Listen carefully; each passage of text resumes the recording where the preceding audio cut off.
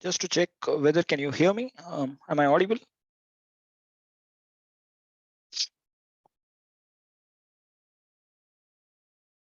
Yes, sir. Am I audible? You are Yeah, audible, yeah. sir. Okay, thanks a lot. Thank you. Yeah.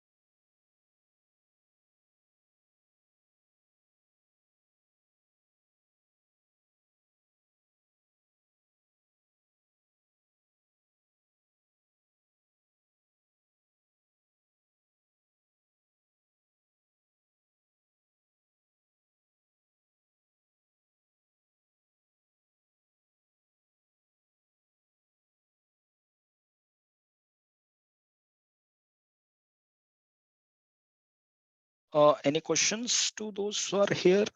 I mean, we can make use of this 15 minutes. If you have any questions or expectations from today's talk.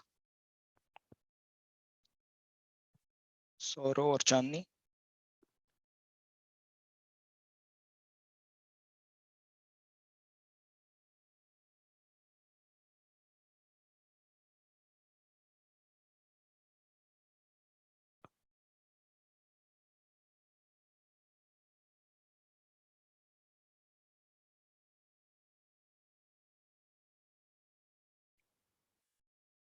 Any questions? Saurav, Chandni, if you're here, we still have some 14. Yeah, 14 minutes we have. We can make use of this time.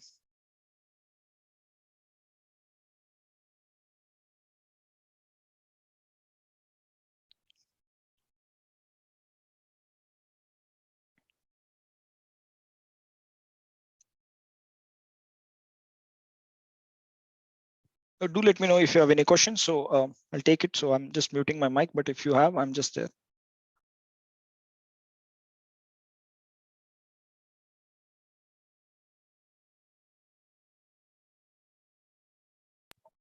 Sir, I have one question, sir. Yeah. Please go ahead. Sir, I am working on ISM and TISM. Okay. After reaching the final reachability matrix, what is the next step to do TISM? You have to do level partitioning. So I will talk about it. Already completed level partitioning, sir. After level partitioning, you do the diagraph, which is called as directed graph. So once you do that, so final reachability matrix, if you're doing TISM, then you have to take transitivities, right? So after transitivities, what you get is you do level partitioning, you get the digraph, which is also called directed graph, and then you have to do a micmac analysis. Now, micmac analysis would mean there are 4 quadrants based on driving and dependence on driving power. I know, sir. But the point is how you explain it next is what really matters. Right. The analysis is pretty simple, but I will just tell you as to how we went about it today. Because don't do ISM and TISM together, because TISM is an advancement over ISM. Yes. I know, sir. Yeah. So that is what you have to do. So if you do that, it is more than enough. But yeah, the way you write what you got from the diagram or the directed graph really matters, right? So that is the cream of the research, this thing. So analysis wise, so what I'm going to do is I'll explain from the beginning, from basics, as to how I got this idea and how I went about identifying barriers. So maybe which might be of some help to you guys. Okay, sir. Where are you from, Saurav? I'm from ITSM Dhanbad. ISM Dhanbad. Oh, nice, Yes. nice. Yeah. You don't have to call me sir. Anyways, I'm not sir. Yeah. Already, I have a published paper in cleaner production Oh, that I great, use great. BWM plus ISM plus fuzzy micmac. Okay. Yeah. Fuzzy micmac. Yeah. So it's great. That's what it is. Yeah. Right now, I'm working on TISM, so I'm attending your seminar. Yeah. Sure. No problem. So I hope I would be able to add a little bit of value. It is, I mean, we cannot go in depth, but it definitely will be food for thought. Right. So yeah. Sir, I have one more question, sir. Yeah. So in TISM. Yeah. Okay. I saw there is some more table is there. Yeah. So basically what happens is that in TISM, you will have to give more explanations. You will be explaining the Y part, which is not there in ISM. For example, between the two barriers, the nodes and the linkages, you are giving explanations, right? Now, different papers do it in different ways. So that I'll touch upon it today, but some things which you have to fix here is that since we say the Y part, so if you actually look, ISM would say what and how, but TISM would also explain the Y part, right? So the comment which we got was, where is the theoretical flavor of that? So so that was very important for us. So it was for that reason that I had to do many additions. But anyways, when we start after 10 minutes, I will definitely touch on all these things. Okay. Sir, any basic software you are using? No, I just did it in Microsoft. There is no need of any software. Yeah. It is just an Excel. See, the thing is, the objective drives the methodology and not the other way around, right? So yeah, so the basic Excel would do the work for you. You don't have to use any sophisticated softwares for that. I mean, people might be using it. I am not aware of that, but I did it using Excel pen paper. So that's how we went about it, right? Yeah. Thank you, sir. Thank you so much. No problem. Anybody else? Because we still have 10 minutes. So if you have questions, so you can ask me. Yeah.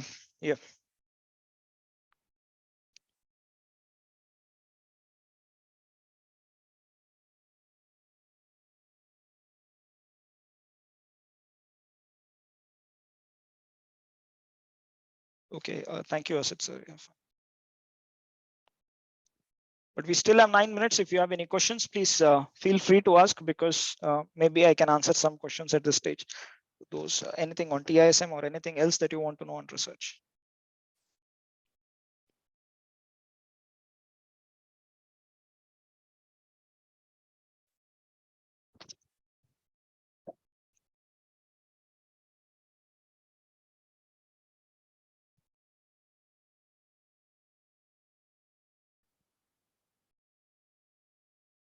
Hi, Sadrita. How are you?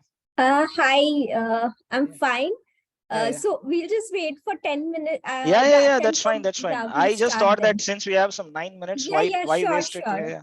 So I was encouraging people to ask me questions because. Yeah, sure. Okay.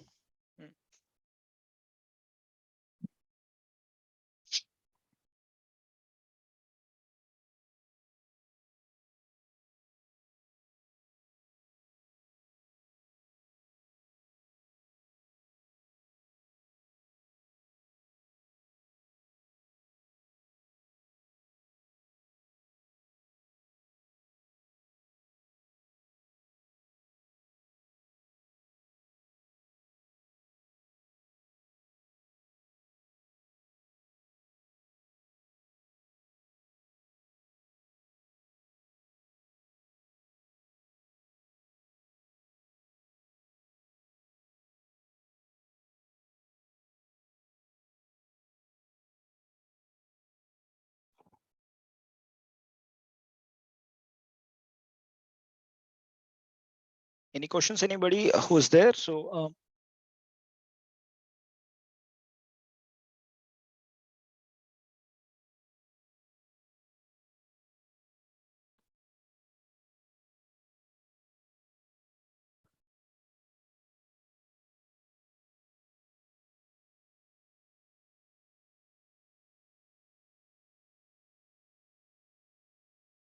It's request, please.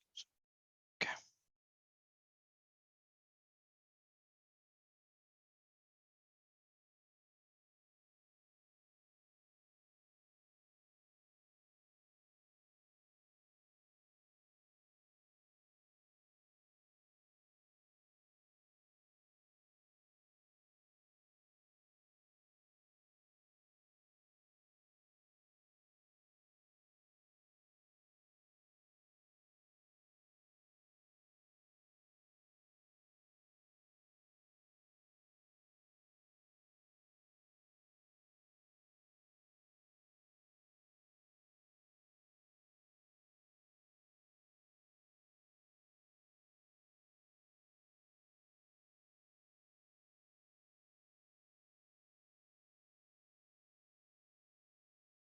You can also keep posting questions in the chat box, or feel free to interrupt me anytime. Raise your hand and ask me if something is not clear, because I'll be going from the basics. I do understand that the crowd today is a mix of research scholars, faculty, some experienced scholars. Some of them have already worked on TISM, but I'll go from the basics. I'll give you food for thought. And at any point of time, at any stage, even when I'm speaking, if you have questions, please do interrupt me and ask me anything. I'll try to answer whatever best ways I can. And yeah, so that is what I will be doing. Even if you have some questions now, you can ask me, because we have 6 minutes. We can make use of that.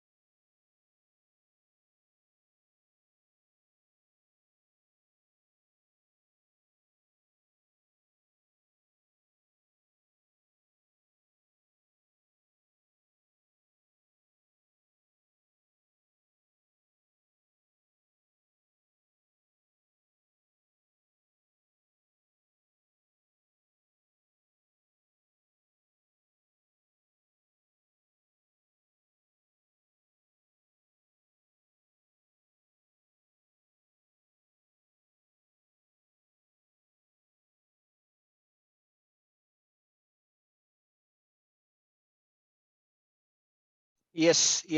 So what we have done is in TISM.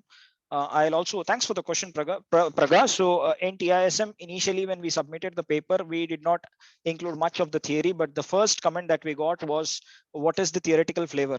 The barriers which you have identified, there should be theory for each of the barrier that you have identified. So thanks for bringing that out. And in my paper specifically, we have put all these things. Yes, we do it. So that's very, very important, right? Theory is something which everybody is now focusing on, and it is very much needed. You have to clearly show how you are extending theory, and you say the contributions, right? Implications to academia and implications to factors. So that is what it is. And you don't have to call me sir, anybody. You can just call me by name Ashwin. So that's fine. I'll touch upon that, but yes, there is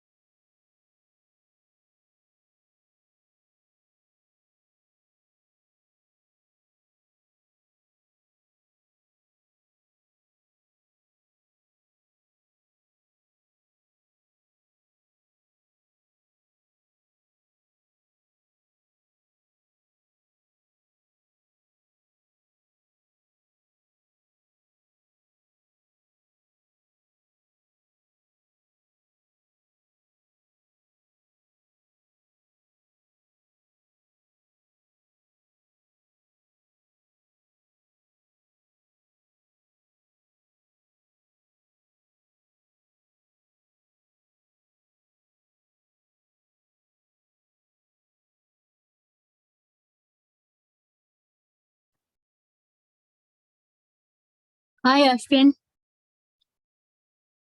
Hello. How are you? How are you? Yeah, I'm doing good. Good.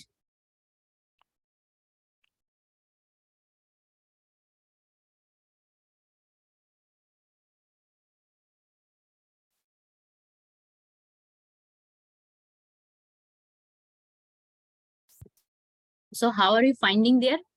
Good. Yeah, it's good. I mean, a new experience, and it's been just 5 months. So yeah, I just came in August, but towards the end of August, and I started from September with my teaching. So my teaching load is very less here.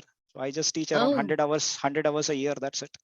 But I'm a research faculty, so my job is to do a lot of good research and target. I know. Yeah, so that is primarily my job. Research is the only area that where you want to focus. So that is how it is. But yes, so the first 3 years, I think I'll be teaching 100 or 110 hours. That's it. Oh, it's good. Really good. Yeah. So yeah, it's already 8. So can we start? Yeah. Please go ahead. Okay. Please go ahead. So can I get a quick thumbs up if I'm audible? For me, yes. Yeah. Okay. Fine. So good evening to all the participants, and on behalf of BIM TRICHY, we are glad to welcome Dr. Ashwin Baliga for the session on Total Interpretive Structural Modeling, or TISM. So Dr. Ashwin is currently an assistant professor with IESEG School of Management, Paris, campus, France, in the area of international negotiation and sales management. And prior to this, Dr. Ashwin has done his PhD from IIT Madras in the area of B2B management. So over to you, Dr. Ashwin. You can please take the session forward.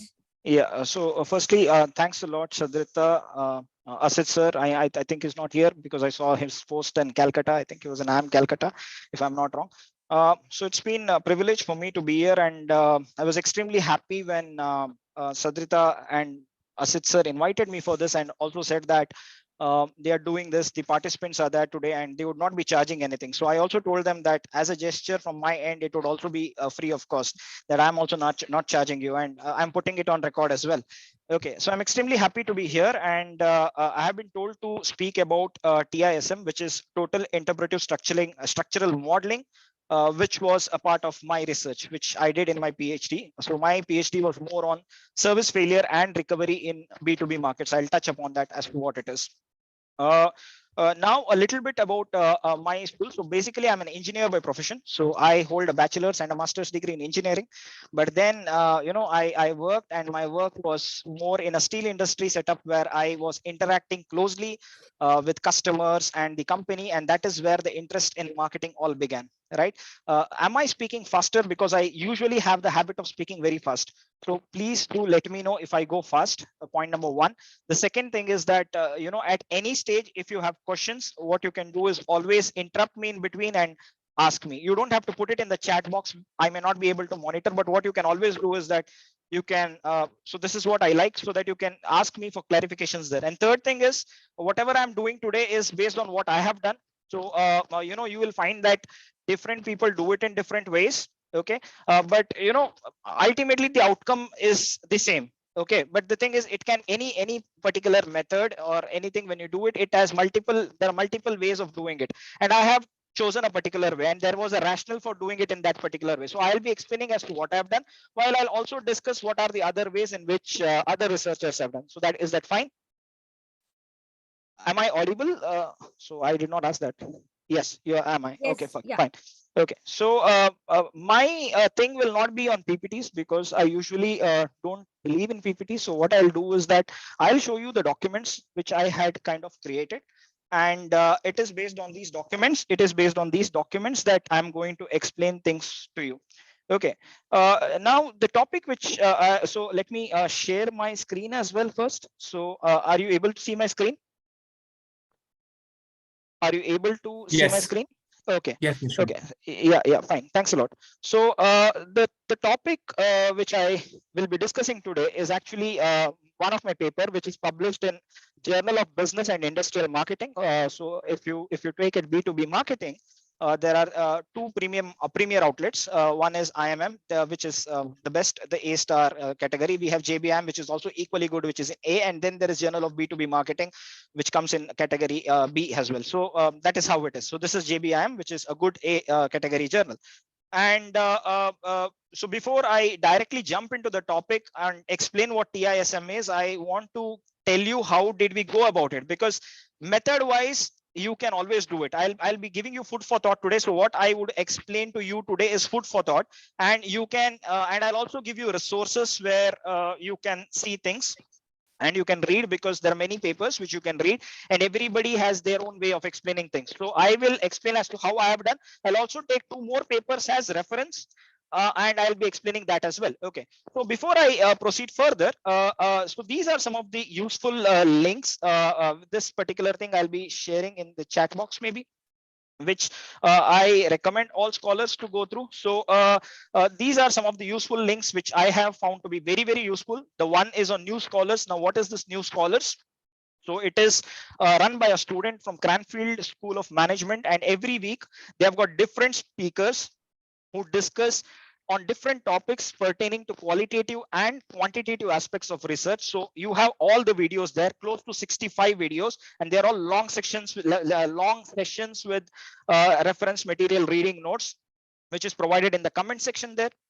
The one by Professor Vishal Gupta, in fact, fantastic researcher, a professor from IIM Ahmedabad, and I was really fortunate to attend and learn from a lot from him on structural equation modeling, psychometrics, and stuff like that. And this is also something of theirs, which is Skills Edge, which is one of their spin-off, where they also do workshops. But in this particular Skills Edge, so suppose there are scholars. Am I speaking fast, by the way? No, this is fine. Okay, fine. So let me know if I speak faster. So on the Skills Edge, if you kind of register, if you want to learn structural equation modeling, so in SEM there are two types. We have something called as CBSEM, which is covariance based structural equation modeling, which you do using MOS, and there is something called as PLS-SEM, which is partial least square structural equation modeling. Now, if you are looking for CBSEM, which is like popular, both are popular, but CBSEM is something which is very considered very robust method. So you have everything on that particular thing. So you can just register on that, and I think the videos are free of cost. Then this person is a professor called Timo Mandler. He has also kind of made a site, and on these sites you will find many useful information on marketing or theory papers that you must read during your PhD, the different literature review techniques which you have to follow, some of the must read papers irrespective of the domains that you are into. Okay, and finally this particular thing, can you see this slide called PhD journey? Yes, no? Can you see the slide? Yes. Okay. Yes. So this PhD journey slide, there is a professor called Anatoly Kolishev. So he is from University of Liverpool. Wonderful 82 slide PPT. It is on his LinkedIn. So just go and download this, wherein he gives tips to budding researchers and new faculty as to what to do, what not to do, what should be the career like. And he speaks about his experience and how did he start it, what is it all about, how do you publish. So he in fact narrates his entire journey, the doctoral program, where he kind of had 8 rejections, and in spite of that today is one of the top professors in I believe in UK. Okay, Liverpool is somewhere in UK. So this is what it is. So this is something for you to go back and do kind of learning. Now what I will be speaking today is on my paper, which is barriers to service recovery in B2B markets, and it is a TISM approach in the context of IT based services. So when I submitted this particular paper first time, which was I guess on 21st of February 2020, just a month before the lockdown happened in India, when I submitted, it was 47 pages. Okay, and then after 4 months, when I got the revision from 47, it became 65, which means to say that 18 pages of fresh content had to be added in. And the comments were very so what I got was a major revision, where the reviewer kind of said that you have written the paper brilliantly, but what is missing is the theoretical flavor. So you have not explained anything about the theory, and without this theoretical flavor, the paper would not be passing through. So that was a comment which was given to me, and I had sleepless nights because I was wondering. So what he told me was, not just for the 12 barriers that you have identified, you have to give theoretical backing for all the 27 which you initially shortlisted. So, finding this 27 for the 27 barriers, identifying different theories was like something which gave me sleepless nights. And then after this, we had the third round. Second round, which was again 4 more pages of addition, and then we had an acceptance, and the final version is here that you see here. I think my colleague Rajesh Kumar sir is also here, maybe because I saw his name. I don't know if he's the one, but if he is there, it's a hi from me to him. So this particular, so before I start, let me also explain a bit on my school. So I am attached to a school called ESX School of Management, which is a triple crown business school. We have 2 campuses, one in Paris and the other in Lille. So by triple crown, which means that we have a AACSB, EQUIS, and AMBA. So these are the 3 accreditations that we have, and the school is doing really well and features in the top rankings. And we also have the department which I'm attached to, marketing and sales, has almost like 50 to 55 faculties in one department alone. So which kind of tells you that how good the department is, published in top-notch journals. Now, before I jump into the topic, I will give you a brief of what this particular thing is and take you through this particular journey. Because if I directly explain you from TISM, the job is, analysis, you can do it in no time. Anyways, I'll be explaining to you, and I'll be explaining it to you. But then you should understand the step-by-step process as to how we did it. Now, this particular idea came to me sometime in 2019 September, when I read in the newspaper that there was fatal crash of Boeing, 2 planes of Boeing somewhere in October 2018 and March 2019. And what FAA did post that was they grounded this airlines, right? The Boeing, whatever was there with the name of Boeing. So all the Boeing 737, if I'm not wrong, they were all grounded.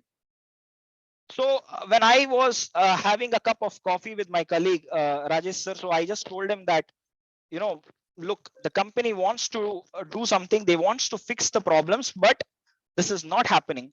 And wherein Boeing actually wanted to go ahead and fix it, but FAA had put in so many barriers that nothing was happening. And that is how this particular topic came. So that is why we labeled it as barriers to service recovery in B2B markets. Now, before I tell you what service failure and recovery is, let me explain what is B2B and B2C. Since I see that many of them are fresh research scholars as well. Now, B2C means business to consumer or business to customer. For example, if you buy from Amazon for your, if I buy a phone from Amazon, it is more of a B2C, which means that Amazon is a business, you are a customer, so the transaction is B2C. So by B2B, we mean that the entities involved, both the end customer is a business. So if Amazon does a business with BIM TRICHY, or Amazon has a transaction or an exchange with ESX School of Management, then it is B2B. Now, what characterizes B2B is that if you take examples of B2C like Zara or lifestyle outlets, you'll see that they have many customers. They have thousands of customers, in fact, right? But that's not the case in B2B. B2B, you tend to have fewer customers who are geographically concentrated. Second thing is that, so I'm just giving you a few differences. There are 29 differences if you look at the literature. I'm just giving you 4 or 5. So the second difference that characterizes B2C and B2B is that the purchase value. The purchase value, suppose let us say you buy 1,000 jeans pant, the value could be like, let us say, some lakhs, whereas one B2B product or service could cost you that much. Third, B2C purchase is pretty straight, meaning to say that I wanted to buy an iPhone. So what I would do is that I would just walk in and maybe I'll decide with my friends, or maybe I would have a look at the sites, or with my parents or relatives, friends, and then I would make a purchase, and the decision would not be much long, right? Which means to say that I might buy it within a day or maybe 3-4 days, but I would not take much of a time. But that's not the case in B2B. So what happens in B2B is that you have something which is called as decision-making unit, which means to say that suppose ESEG wants to buy laptops to give, so we all the faculties get laptops and many other things. So it is business buying. So the purchase is not straight. So you have a decision-making unit which comprises of different people, starting from gatekeepers, you have users, influencers, and the decision maker. So that makes it pretty, very much complex.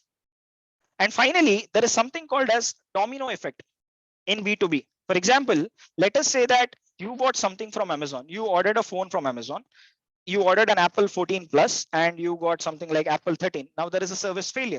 Now, why is the service failure? Because you ordered something, you got something else, which means that the performance is less than expectations. Now imagine something like that happens in B2B. There is a service failure. What happens is that it is not only the customer which is impacted, but the customer's client is also impacted in this particular process. So that is why it is called as a chain. So if you have a supplier, the supplier makes errors or mistakes. So you have the customer who is impacted anyways, but customers are also impacted. But in B2C, it's only the customer who is impacted. But B2B, it is like a chain. The entire, what do you call as the chain gets impacted. And that is why it is called as negative inheritance of domino effect. Now, this was something which we knew from the literature, and then we thought that this is a very cool idea, and that is when we decided that we should definitely work on something like this, because I found this to be very fascinating. Because if you look at B2C, if you look at service failures, you will see a lot of literature, a lot of studies in the B2C side. There is a failure and the customer complains. So social media, there is negative word of mouth that, okay, the services went pretty bad. It was not up to the mark. The repurchase intention would come down. The customer might defect, migrate, so on and so forth. But that's not the case in B2B. It could so happen that the customer might tolerate service failures more. Why? Because it could so happen that the customer only has a fewer suppliers. It could be a monopoly or oligopolistic kind of situation, which makes them tolerate failures more. So and there is something called as investments which are made on either side, which is called as relationship specific investments. So it might so happen that even though the customer are angry, they might want to tolerate it because they have no options, or there are high switching costs, or there is that relation specific investment which is involved, which kind of creates a lock-in kind of situation. So B2B, if you can think of something like marriage, so where the buyers and suppliers are kind of closely knit with one another. So this is what motivated us to do it in a B2B context. So any paper when you write or where you submit, you have to make sure that you follow exactly the same pattern or exactly the same manner in which they write there. So suppose you are writing for JBIM, this is the common pattern. You will find it when you read papers from JBIM, you will find that this is the pattern which they follow. But if you go to JBR, which is the other outlet where I published, this kind of pattern doesn't work. Their pattern is a bit different. For example, if you look at Emerald abstracts, Emerald would have everything like this. They will have purpose, design, findings, practical implication, originality. But if you look at Elsevier, you just give one paragraph of abstract without actually mentioning all this, right? So this is what it is. So we started with the story, and we said that while the tales of B2B, when the service failure and recovery is very, very common in B2C markets, B2B companies are impacted the most. And then we gave them these reasons. So if you're wondering what service failure is, so as I told you, Amazon sold something. So a B2C example, Amazon, because you're able to connect it easily, Amazon sold something wrong to you, or you got something wrong. Now that's a service failure. You ordered something, you got something else. That is service failure. So the first thing that happens is that you are angry and you kind of complain. Now that is called as service encounter. And when you complain, what would happen is that they would want to do a recovery. Now, what is this recovery? They would apologize, they would compensate, they would restore, or they would monitor, or they would explore the root cause. Now, these are the different recovery strategies. And when that is being done, you're going to perceive it in your mind, whether it is good or bad. And if you think that it is good, what you're going to do next is that it will decide whether you'll buy from them in the future, because that is how ultimately the end goal is customer satisfaction. Another example, if you ask me, is you go to a restaurant. Let us say that you visit a particular restaurant. So you had a nice North Indian or a South Indian meal. It tasted really great. Would the restaurant be able to give you the same quality next time? The answer is we cannot say. Why? Because it is services. In services, you will see that it is because of the characteristics, which is it is intangible, which means you cannot measure services.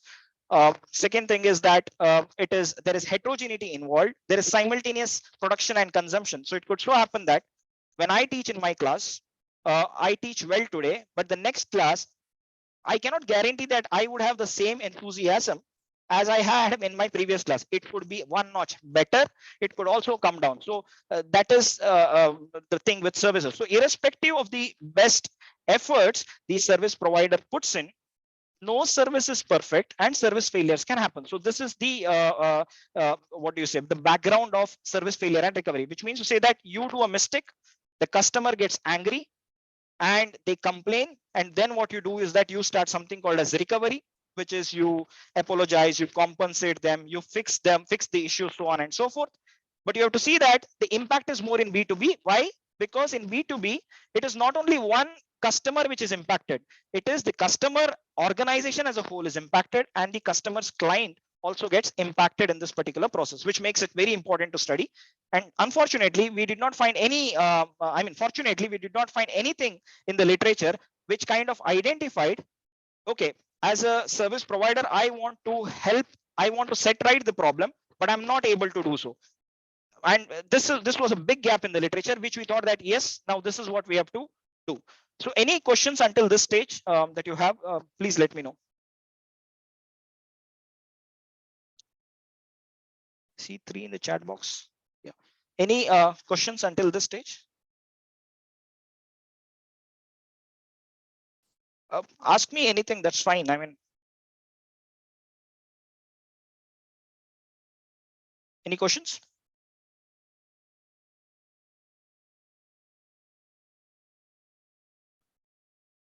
Or is it bouncing above your head, whatever I'm saying? So. No, sir, we are understanding. You can continue, please. Okay.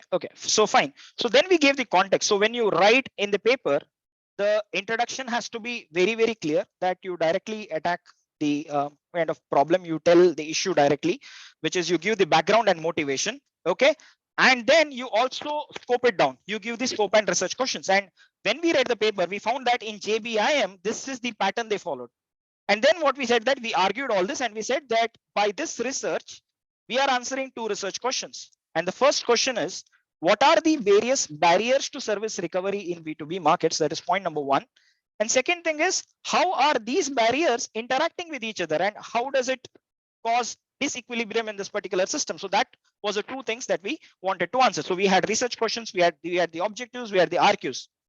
Now you may ask me, did I start this with TISM in mind? The answer is no.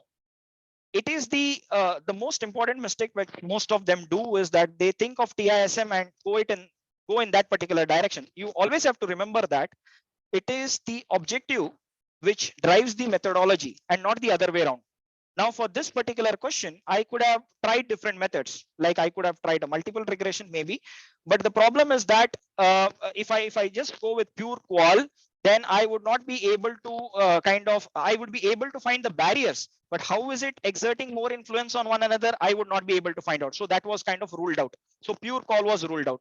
If I go with something which is pure quantitative with these numbers, then basically I would not have more rational or reasoning as to what barrier is important, what barrier is not important, because that also reasoning would have been particularly missed out, right? Because that is not what we wanted. We basically wanted to understand from the viewpoint of the service provider, what are the various barriers? Why is that even if they want to do a recovery, even if they want to compensate or fix the problem, why they are not able to do so? So in this regard, the first step that we did was this. So the first step that we had was, are you able to see this PPT? Yes or no? Yes. Okay. Yes. So the first step that we did was we identified the barriers to service recovery using literature and our expertise. Now, I had worked in the industry, steel industry, so I had some idea. And we had our Professor Rajesh, who is now with Jaxom.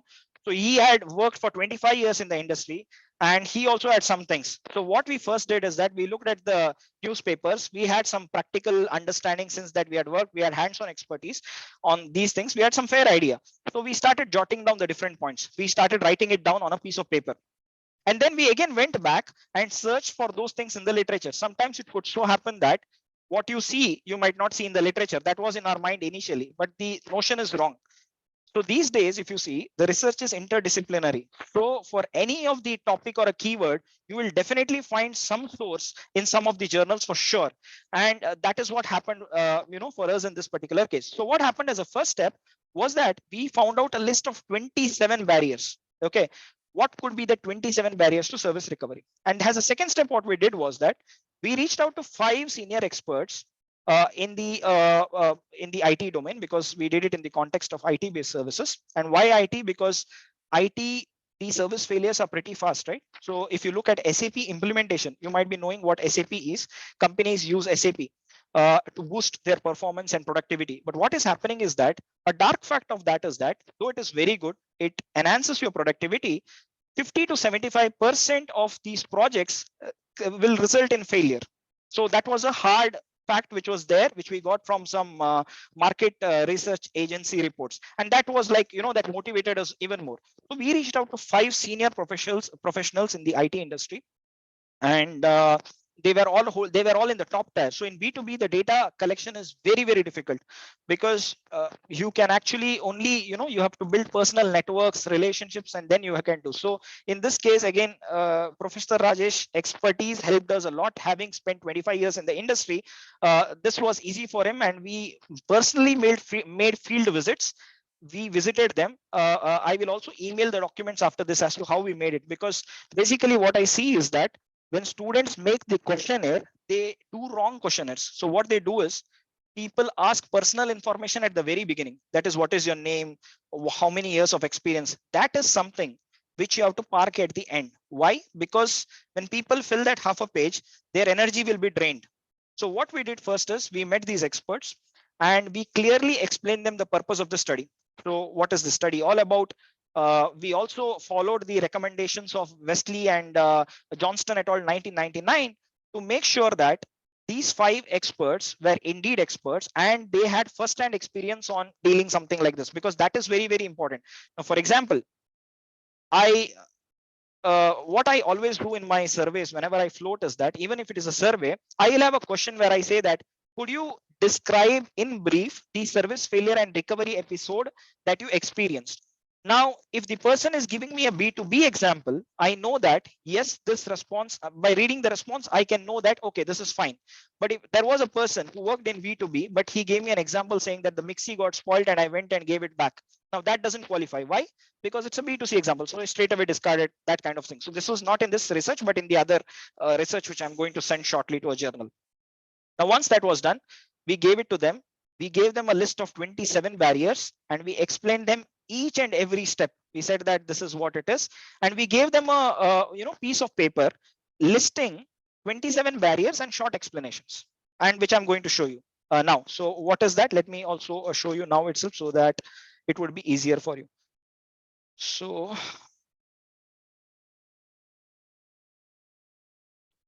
this is what we gave. We did not mention the theoretical perspectives to them, but what we did was, we gave them this barrier. We mentioned the barrier name and we gave a short description and we explained it to them also. But this is what we said. What does change in management mean? That there is a management change in the the supplier or the customer or supplier organization. What is change in organizational priorities? We said we gave the meaning of each and everything and we said that this is what it is. Now you tell us, among these 27, which is important to you. Is this clear until here? Sir, I have one question. Yeah. Yes, go ahead. Yes, sir, you just mentioned that suppose you are asking to one respondent that what is your experience about this service failure or whatever. So do you record the entire answer of this respondent? Because since it's an open-ended question. Yeah, so see, the thing is, it depends on the time of the respondent. So in some cases, when we had face-to-face contact directly, so what we did was that we were able to first establish. So these were 5 experts, right? So we met them personally. We went through their office, met them. We asked them to narrate these incidents. And when they gave us these answers, then it gave us the confidence that yes, they are the right respondents. Okay. So we asked them to describe the episode. And once they described the episode, we said, okay, keeping that in mind, now you do this. This is what we did. Second approach which you could do when you are floating surveys. Now with 5 respondents, I always have the time, right? But let us say you're doing surveys where you have to do structural equation modeling, where you're sending it to 300 people. Now it is humanly impossible that you go and meet 300 people, right? So in such cases, what you would do is that you would insert a question and you would say that, could you describe in brief within 3-4 lines what was the episode that you are undergone. So when people write those 4 lines, you now know what the exact episode is, whether it is the right episode or the wrong episode. Does that kind of make sense? Anuleka? Hello? Yes. Am I audible, sir? Yes, you are. Yes, sir. Yes, I could understand what you're saying. So see, the point is this: if you have like 5 or 10, personally, personal interactions are always better. Why? Because when you have personal interaction, they would open up more, and you can ask probing questions. Now, what is probing questions? I started with the open-ended question. I said that, okay, so basically you directly don't ask those questions. So since I'm a selling faculty, I use a technique called adapt. So I ask assessment questions. Okay, so how are things in your industry? How is it going? And things like that. This is called assessment question. The second is discover the problem. Then I say that, okay, what is the issue that you're facing? Okay, slowly. And then I go to the third questions, which is so AD, APT, so which is called as implementation kind of question. So which means that what would happen if this particular problem is not solved? Then the fourth question would be like, if this problem was solved, what would be the implication of that? Something like that. And then you end with a closed-ended question, which is called as a transition question. So this is how you have to go. Directly do not ask this. So that is when you ask them in depth, the way you kind of go and create those first impressions is very, very important. Be polite, be sympathetic and empathetic, be professional. So directly, if I go and say, tell me what is the service failure and recovery episode, nobody is able to do that. Nobody is going to tell you anything. The first thing is developing a rapport. Your body language, the way you speak, how polite you are, how professional you are, that is what really matters. Thank them for their time. And after you go back also, what I would do is that I would write to them, I would thank them for their time personally. And I would say that if there is anything from my end, which I could do, I would always be there for them. Because see, all of us, I get requests for surveys where what people do is that send me that, just fill this particular thing, but nobody responds even post that, right? People are not bothered. Like a student, I usually don't say no to surveys.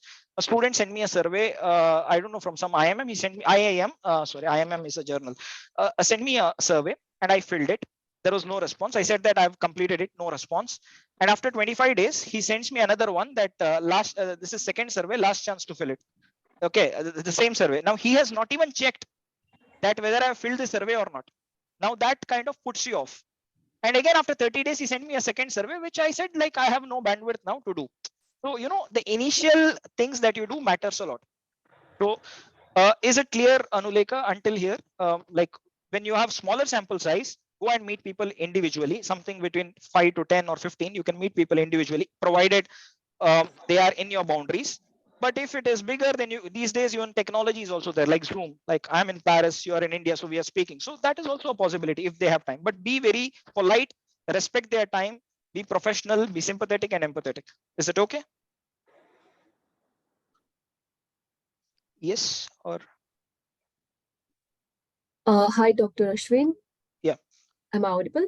Yes, you are.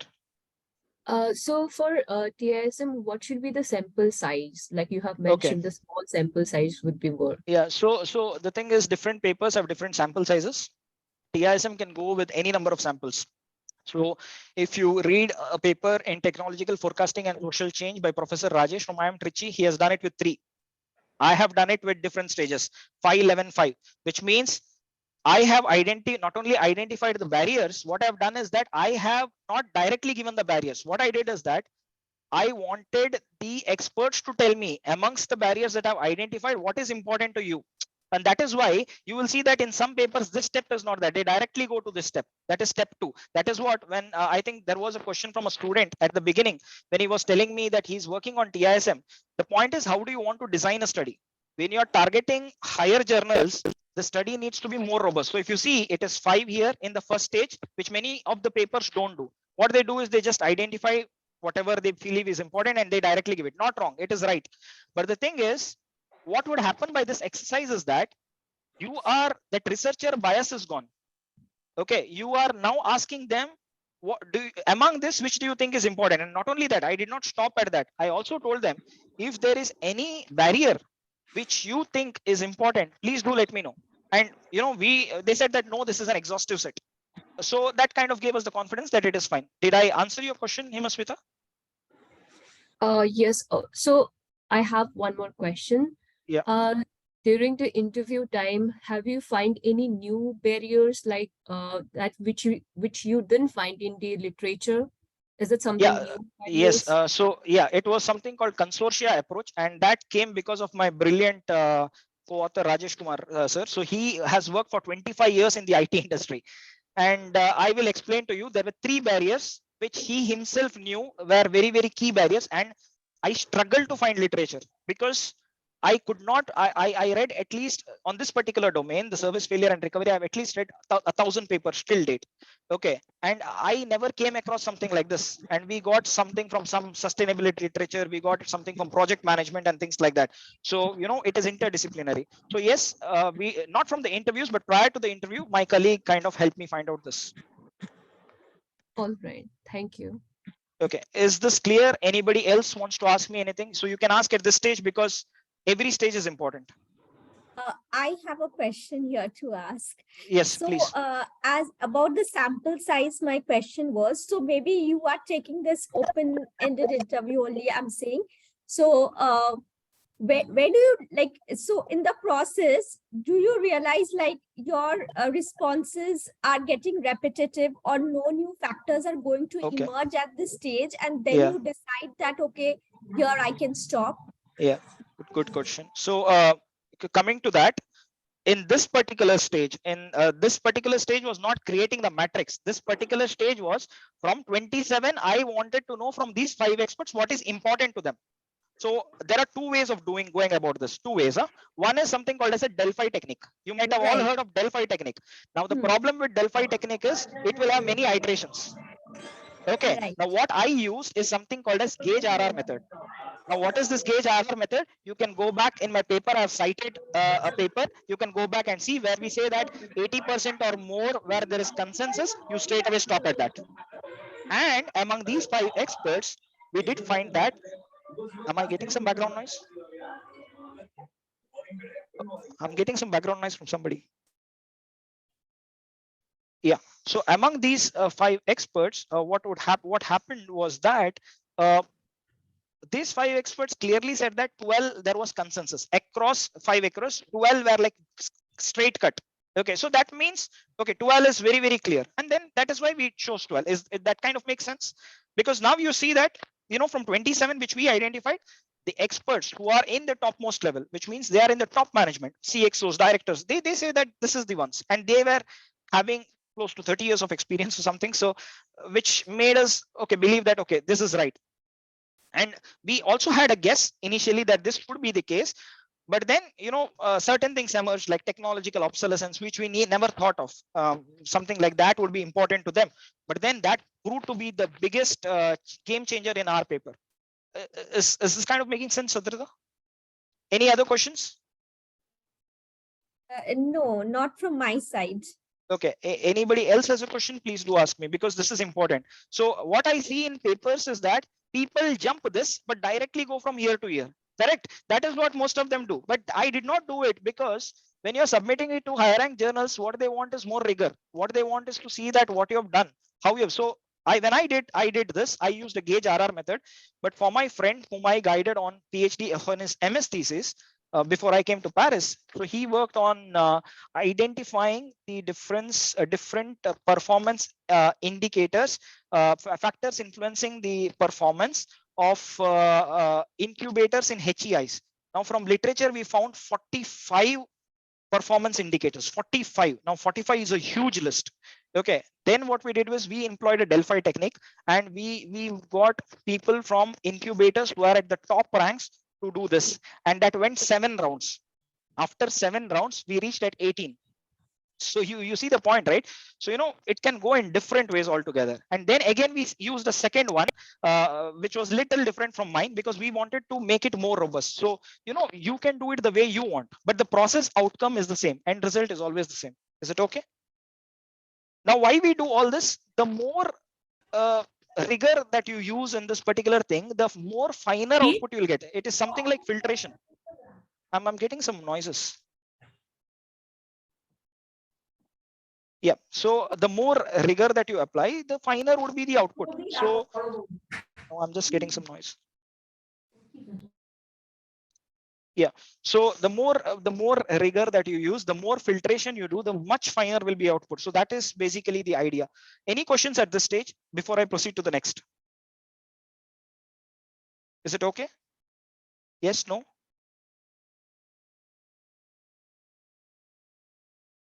Do I have any questions? Or are you following this? Yes, sir, we can proceed. Okay, fine. So now, but are you guys following this? Because my perception is that people are either it is going above your head, or are you able to follow this? Yes, sir. So Dr. Ashwin, we have a question here in the chat box from Upendra. So his question is that based on which theory you selected your 12 variables? It's not on theory. I'll come to that. Thanks for getting that, Upendra. So it's not theory. Yeah, every variable or a barrier. So the variable here is called as barrier, right? So TISM, you can either do it for a barrier, you can do it for an enabler. Now let me give you different examples that you can try if you want. You could do a TISM for, if it is HR, if you're working in HR, it could be the enablers of effective work-life balance. It could be the barriers of effective work-life balance, which means barriers and enablers are two different scales. Don't use them together. They're two different extremes. So either you study only the barriers or you study only the enablers. If you work in quality, you can work on Lean Six Sigma, barriers of Lean Six Sigma, or enablers of Lean Six Sigma, or Industry 4.0. If you're from finance, you could do something like foreign direct investment, FDIs. It could be the barriers of FDI. It could be the enablers of FDI. If you're working in marketing, what are the enablers of technology in sales? What are the barriers of mental health? What are the enablers of green marketing? If you're working in sustainability, you can also think of something like what are the enablers of sustainability in something, or what could be the various barriers to sustainability. That kind of makes sense, which means I have covered you the different things. Now Upendra's question I'll be answering shortly. So when you first identify these barriers, there is no theory that comes out initially. So what happened was, in our process, when we first found out, it was by our experience and literature. And we submitted the 47-page write-up. But then came a very harsh comment from the reviewer saying that, and thanks for bringing it up, Upendra, that you always have to explain the barrier with a theoretical flavor. And that is why you will see that for every barrier, we have given a theoretical backing. So for example, let me take you to the last slide, last page of this thing, where what you'll see is that if you can see this, you will see that we have mentioned what the barriers are. We have given a very short description. Now you may ask me, why was the short description given? The short description is basically for the managers. So if you read Emerald papers, at the end in some journals, you will see that 1 page for managers. Okay, which means the managers will basically not have the time to read this. So that is what we found we did. But for the journal point of view, we wrote that, okay, what is the theoretical underpinning? That is very, very important. So they want to understand where this particular thing emerged from, what is the theoretical reasoning or perspective behind this. So that we had to bring in. So that came in R1. Is that okay, Upendra? Does that kind of help you? Yes, no?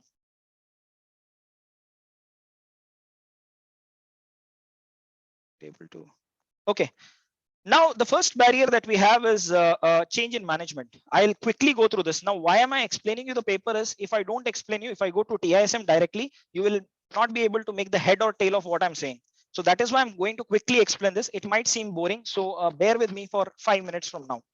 The first thing was change in management. So it's a known fact that when the management changes, when a new management comes in, there could be many barriers, right? For example, we saw the Twitter takeover a few days back, and there was chaos everywhere, right? People said that, okay, the new management is not doing that, or the new management started firing people. So the older customers were also hit, which means that if the earlier management had a good relation with, let us say, their customer, the newer management may have different things. Why? Because they may have different perspective. They may think that, okay, they are not key account to us. We don't value them because they are not much of a bigger amount. So that was barrier one. The second barrier was failure of consortia approach. Now, what is this? So if you often look at any major projects, let me give you an example. So you know this metro rail projects, right? So what happens in this metro rail projects is that let us say this is a hypothetical example. L&T is the lead, and it is giving it to, let us say, government of Tamil Nadu or something. L&T is the lead. Do you think L&T makes the complete is responsible? L&T, while it is responsible for the complete project, L&T is not the only service provider. L&T is the face, but with L&T, there are smaller service providers who work on the interiors, the railings, the rails, or what do you call as the electrical part and stuff like that. Now, what could happen is that things may fail, recovery may not happen when one of the small service provider working with L&T is not able to kind of do it because they may not do it, or they may have backed out at some point of time. So that is called as consortia. Consortia is usually an association which will form that. Let us say that L&T is the head, but L&T has 10-30 providers under them. Now imagine if one of the provider who is responsible for lighting doesn't do it, then what would happen is that entire thing will fail because it's a collapse, right? The project fails. So that could be a barrier which could cause further delays. The third barrier which we found out was improper coordination. This is always the case. Any industry that you take, be it HR, be it academia as well, you will see that there will always be coordination, right? We have doubts on others. We have that jealousiness is there.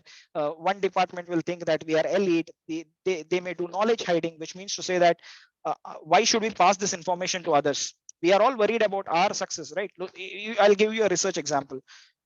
Like, you might even encounter people who may not share things openly with you. You go and approach them and they may not do it. Some may be very much open, but you see, when you're in an organization, you should see the bigger picture, but that always is not the case, and that is across every organization. So that was point number 4.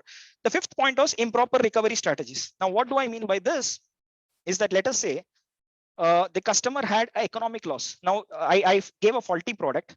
So the B2B customer got impacted and he could not provide the service because he was not able to assemble and give the product or service to his customer. And because of which he lost 1 million rupees, which is 10 lakhs. Now, the loss is monetary. But as a supplier, if I say that, okay, I'm sorry for your loss, then it is wrong, because if there is a monetary loss, what you have to do is you have to compensate monetarily. And if you apologize, it is not going to be valued. So that is what we mean by improper recovery strategies. If you have to compensate, don't use an apology. If you have to apologize, don't compensate. That doesn't work. So that is what is meant by improper recovery strategy. Then we have confusion about locus of responsibility. Now, what is this? Whenever a failure happens, it is not that the supplier alone is responsible for failure. The customer could also be responsible for failure.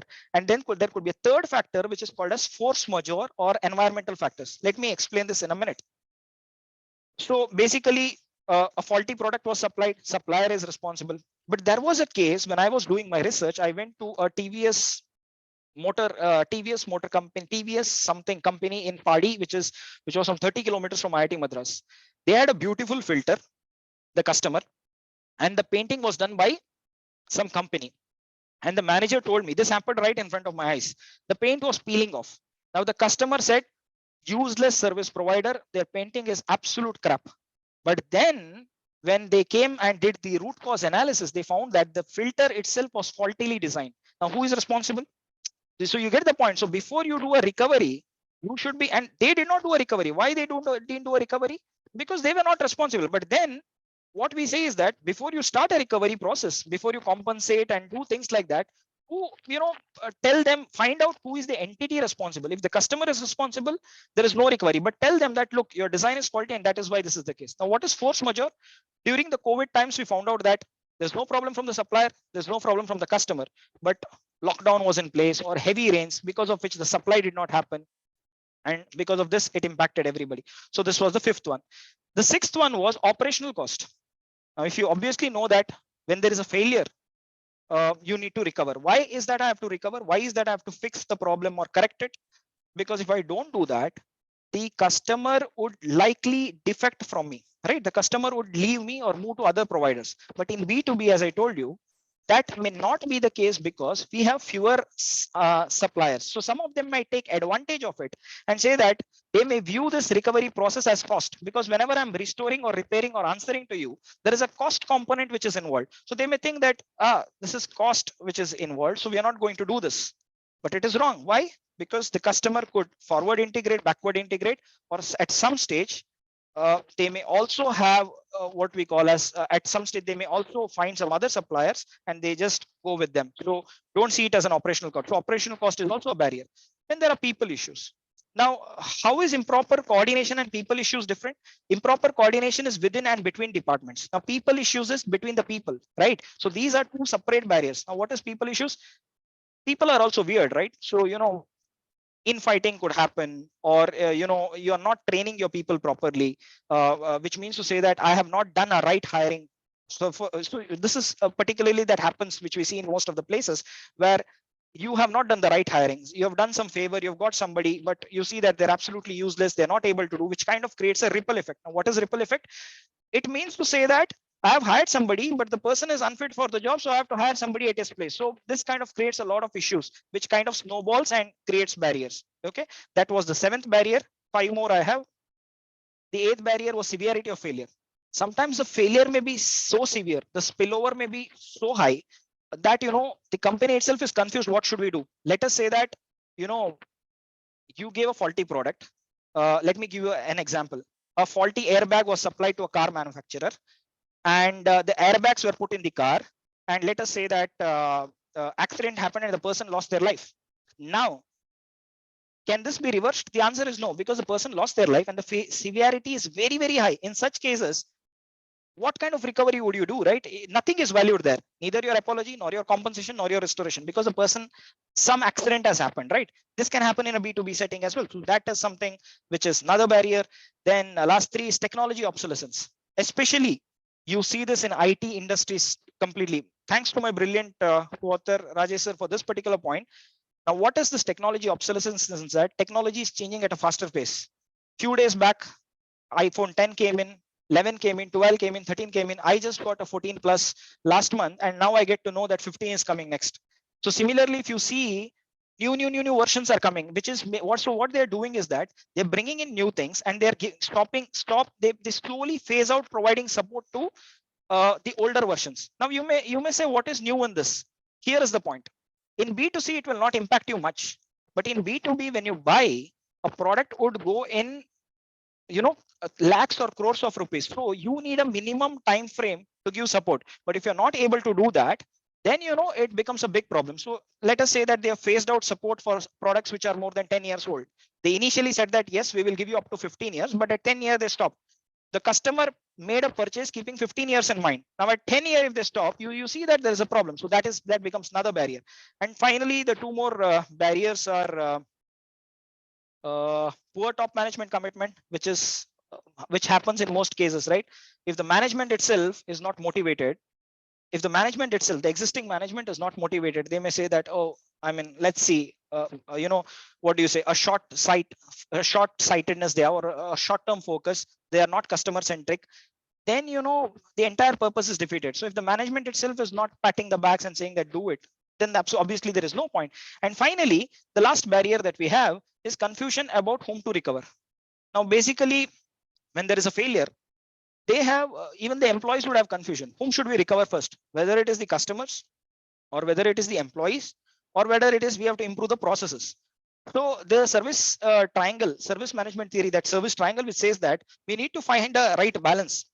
So if you kind of focus more on the customers, you may compromise on the process and the employees. If you focus more on the employees, you may compromise on the process and the customers. So what we say is that it is not just one. Don't focus excessively on one. Make sure in such a way that whenever there is failure, take these learnings and make sure you have a right balance. So that is what these barriers were all about. I'm open to questions now, because next is directly the methods.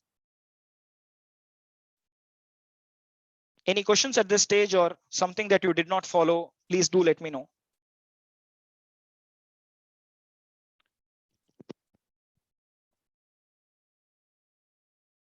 Any questions?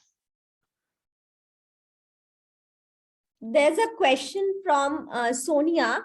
That is it mandatory to find? Yeah.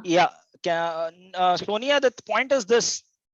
If you find a barrier by consulting the expert, it is perfectly fine. But then when you're writing in the paper, what you have to do is, there are 2 things. Suppose you want to include that in your model, then you should find literature backing. But if you cannot include your model, you got it as after you did everything, you can put it in scope of future work. You can say that future studies can look at this particular variable and then explain in 3 lines why this is very important. That is what you can do. Is that something that makes sense?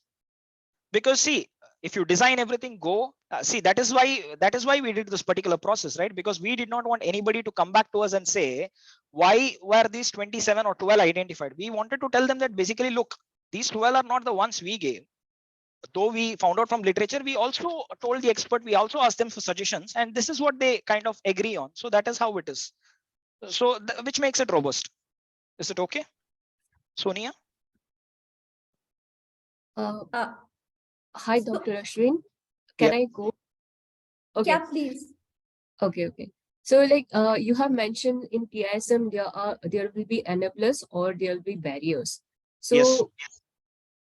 If we talk about the factors, so these are the factors which actually impact firm performance, for example. Yeah, I mean, that's what factors could be an enabler or a barrier, right? I mean, you could do it that way. So that's what wording is important. So if you're saying enablers and barriers together, it is wrong, because enabler is minor scale and barrier. Sorry, your enablers is a positive scale and your barriers are a negative scale. So bringing in two might create a problem. But if you say factors, it is fine.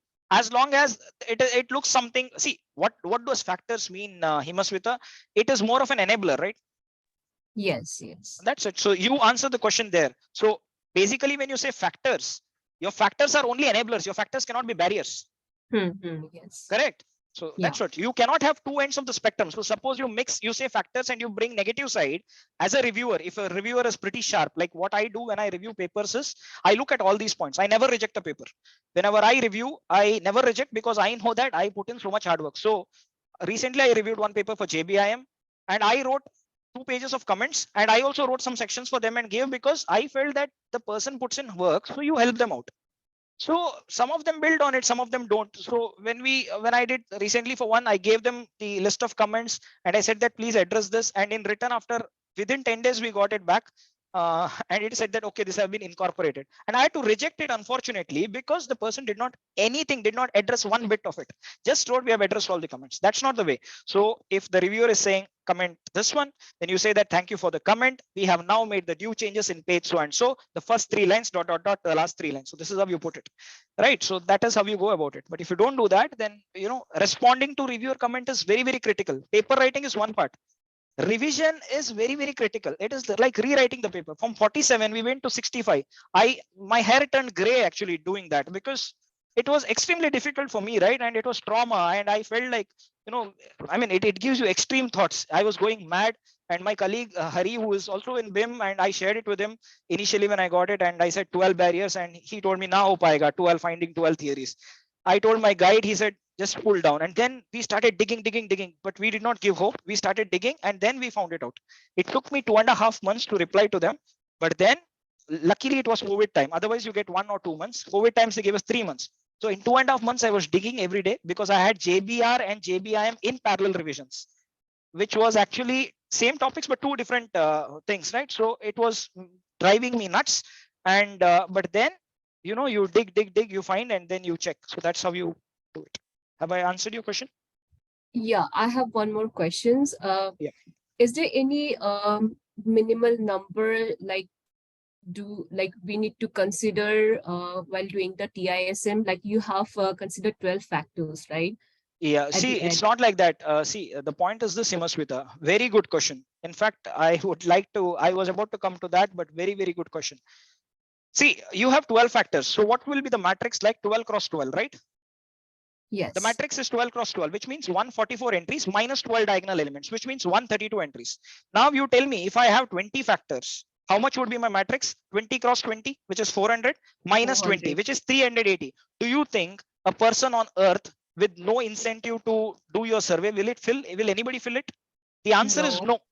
And even if the person is filling it, it could become erroneous. And that is why, to ensure all this, you do a very strict, you do a very strict process. That is why we did that, the gauge RR method in the first stage. From 27 we brought it to 12, and that 12 was not selected by us. That 12 was selected by, we did not tell them select 12.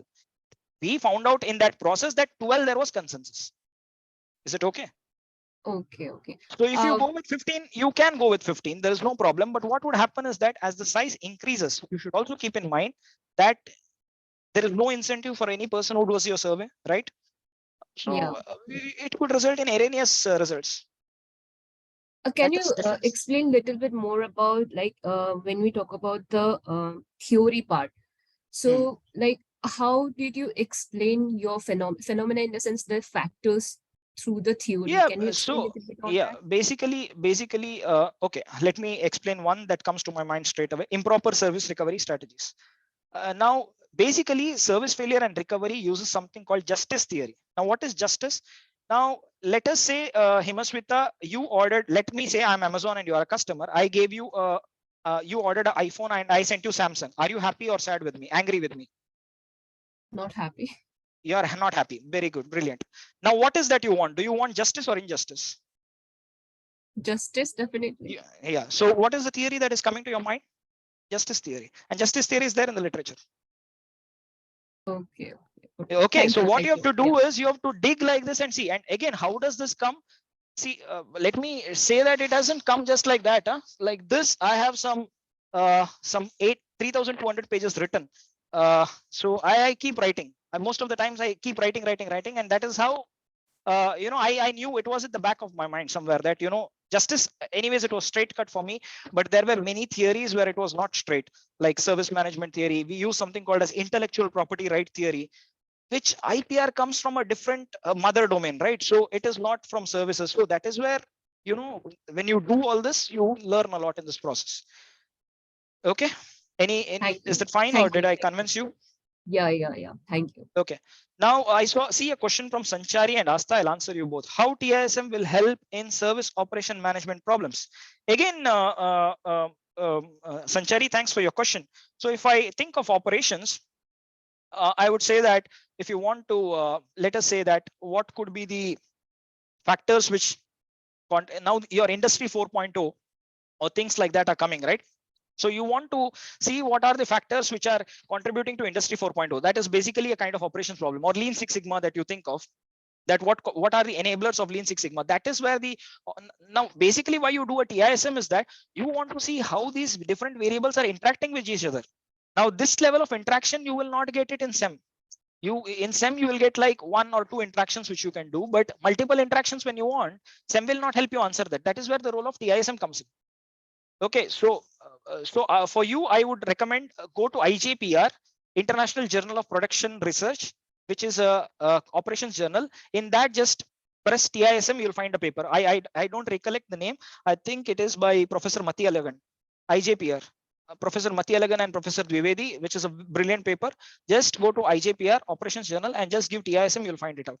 And second question is, did you provide any literature support after selecting 12 variables? Yeah, Asta, 12 barriers were prioritized with the help of expert. Yes. So if you see, this is all literature, right? So whatever I have explained, all that 27 had literature backing. It is not from, see, if there is any barrier which has no literature backing, don't put it.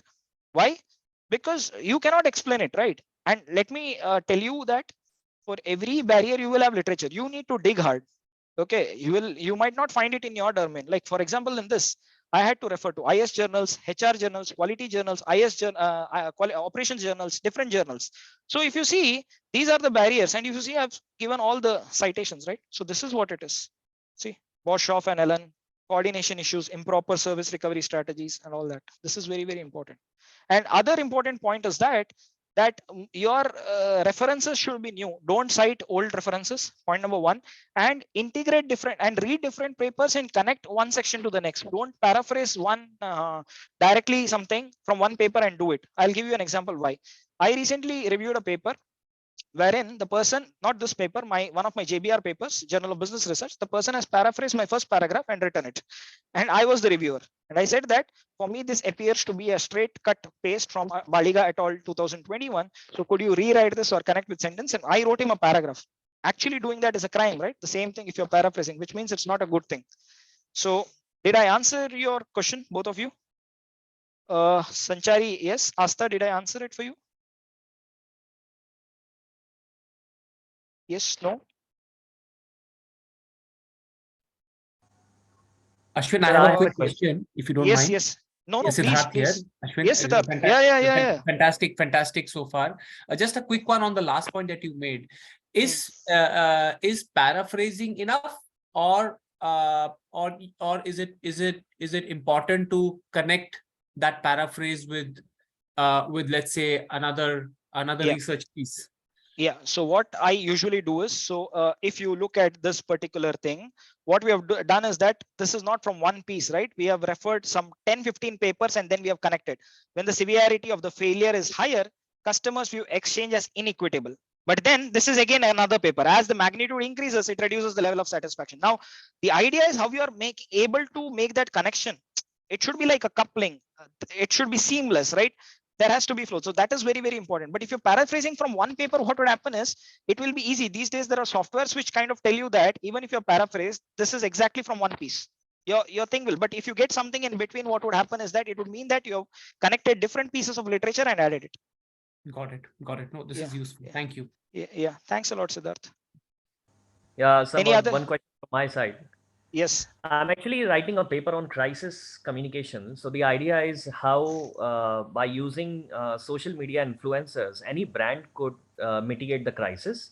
And can you suggest how this TISM model could very well fit in this crisis communication paper? Yeah, so first identify what contributes to the crisis communication. First, find out the list of factors that contributes to this crisis communication.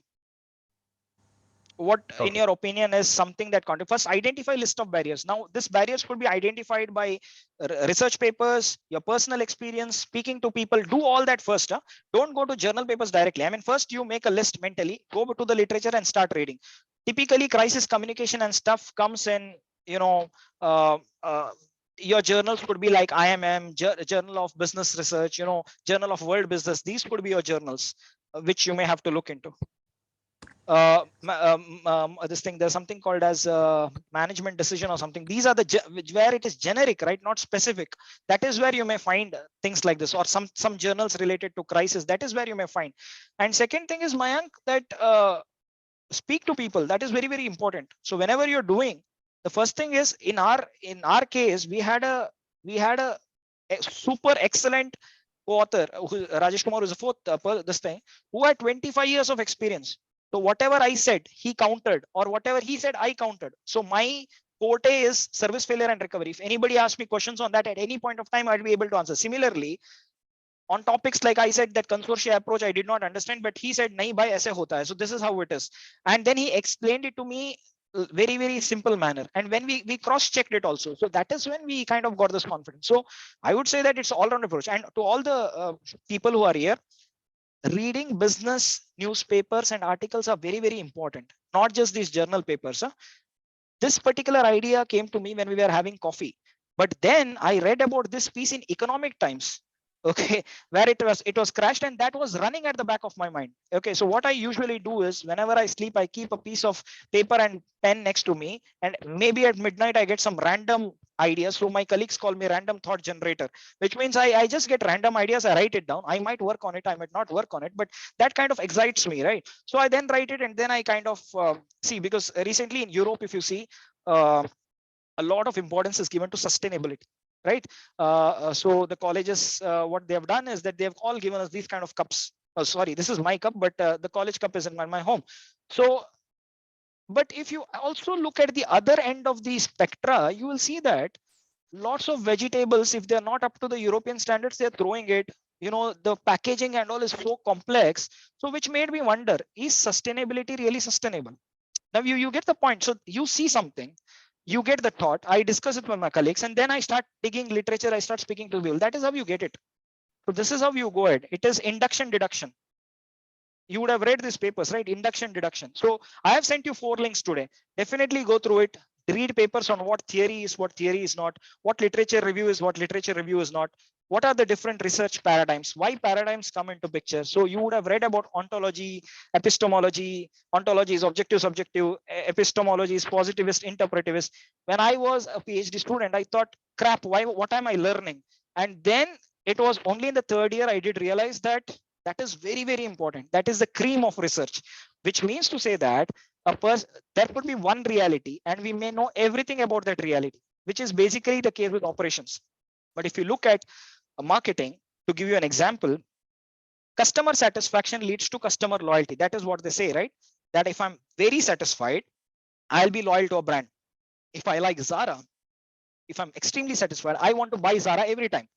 I read a piece in 2010, which was antithesis of it, which said that satisfaction need not necessarily mean loyalty, which means to say that, suppose, let me say that I have migrated from Chennai to my place, Mangalore. I belong from Mangalore, Karnataka. There is no Zara there. So even though I'm happy, I'm not able to buy Zara because Zara is not in my place. And I'm not somebody who wants to buy online because Zara size fits a bit different. So you see that there I'm satisfied, but I'm still not able to buy. And that is because of certain factors, which is called as push-pull mooring model. So, things like that come to this thing. So you will read something which is exact thesis, which is obvious, but everything like in marketing, HR, information systems, it is interpretive, meaning to say that we all may observe the same thing. We all may observe the same thing, but we may have different views. To answer your question further, now these 27 barriers were the ones that I identified, right? It could so happen, Mayank and Siddharth, that you could identify some 5 more barriers. Now that is the beauty of interpretive. That is why we call it as interpretivist, right? So that is how it is. So which means that is how your knowledge, what do you say, progress happens, and that is how you make contributions to theory, you make contributions to practice. That's the beauty of it. Have I kind of answered it? Yeah, very well to the point. And I have just extended question to the very earlier question that see, crisis on the social media, if I observe from the lens of what are the comments, testimonials, what are people talking about on the videos, writing on the post, we could identify some commonalities in terms of what is the wave and what is the pattern of offense or outrage towards any post of a brand. So do you think that out of these commonalities, we could figure out authentic factors, but they are not backed by theoretical evidences? So do you think you could incorporate, but if you have to include in the paper, if there is no theory, which means you don't have a literature backing, the literature backing, Mayank, I'm 100% certain, 101% certain that you will have literature in any of the journals. These days, see, the journals are oceans. What we see, what we do is just one drop in it, right? I'm 110% certain that you will find something in the literature, something which is either directly or indirectly connected, right? It could come from your business articles. It could also be in your journals. It will definitely be there. The second thing which you could also do is the importance of LinkedIn. So most of you may be having LinkedIn profile. So I was not very tech savvy. Even right now, while I'm very tech savvy, I like gadgets, but I don't use tech when I teach. Unfortunately, I have to do Zoom. But if you see, I did not prepare PPTs. Why? Because I knew if I prepared PPTs, then I would limit myself to it. But otherwise, like earlier when I was a student, what I would do is that if there were 10 slides, I would read only 10 slides in the first year of my PhD. But as I came to the last year, now with 10 slides, I can speak for 8 hours as well. So what you do is go to your LinkedIn, create a perfect profile, and then you post this question there and ask people, try to follow people who are working in this domain, try to identify professors who are working closely in crisis management and things like that, follow them, keep these questions, ask them very politely, and then that is where you will get many ideas. This is another way to go ahead. I'm very sure that there is literature on this. Okay. Thank you, sir. I'll try this. Yeah. Anuleka, sir, if we want to, and don't call me sir here, in Europe, we don't have the concept of sir and madam. The reason is Siddharth may be knowing it. So even our director, we address by names. As a Desi, I find it myself very hard. I call people sir and madam, but they say that, you should not call. So even it's equal respect for all. So you call me just by name. If you want to find out the barriers as well as the opportunity factors, no, Anuleka, the reason is barrier is negative end of the spectrum. Your enablers are the positive end of the spectrum. So you cannot make two comparisons. Okay. Barriers are different sets. So barrier is one paper, enabler is separate paper. But if you want to study together, the set of factors that you have in enablers will not be there in barriers. 10 barriers will have 10 different enablers will be there. There will be no similarity. There cannot be any similarity in that. Is it okay, or did I make sense?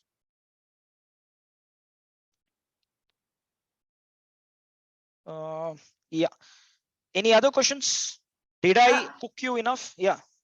I have one question that is I just wanted to ask. So basically the role of your experts here is kind of to ratify the already identified factors. That is the first stage. That is the first stage. Now I'm coming to the second stage. What I explained to you is stage 1. We did it in 3 stages. As of now, I've completed 1 stage. Let me go faster. Otherwise, people may complain that this guy has cooked so much, everybody. So this was the first stage. Now, once in the interest of time, I'll just be moving fast. So we identified 12. Now, once we identified 12, the next step, coming to your point, Sadrita, we had 12 points. Now, what we did next is, now we reached out to 11 different experts. Okay, we reached out to a bigger lot. We reached out to some 25, but of which 14 turned down straight away, and we reached out to 11. And then we said that, okay, we gave them the list. We said that the barriers, these are the list of barriers. So let me show you the slide. It's here. Are you able to see my Excel? Yes. Yes or no? Okay, so what we said is we gave them this. So ignore the ones which is in yellow. Ignore the ones which is in yellow, because yellow is transitive, which is final reachability matrix. It comes later. So we went to the expert and I gave them, I printed a nice A3 sheet and I wrote everything like this. And I said, I did not give them an Excel. I printed the A3 sheet very nicely. I gave 3 pages. First page, description, what is the barrier, and brief description. Okay, I wrote them everything. We went and explained. Then we said, sir, please take your time, madam, and read this, and you return it to us. People took 1 to 3 hours to fill, but I said that even if it is next week, it is fine. No hurry.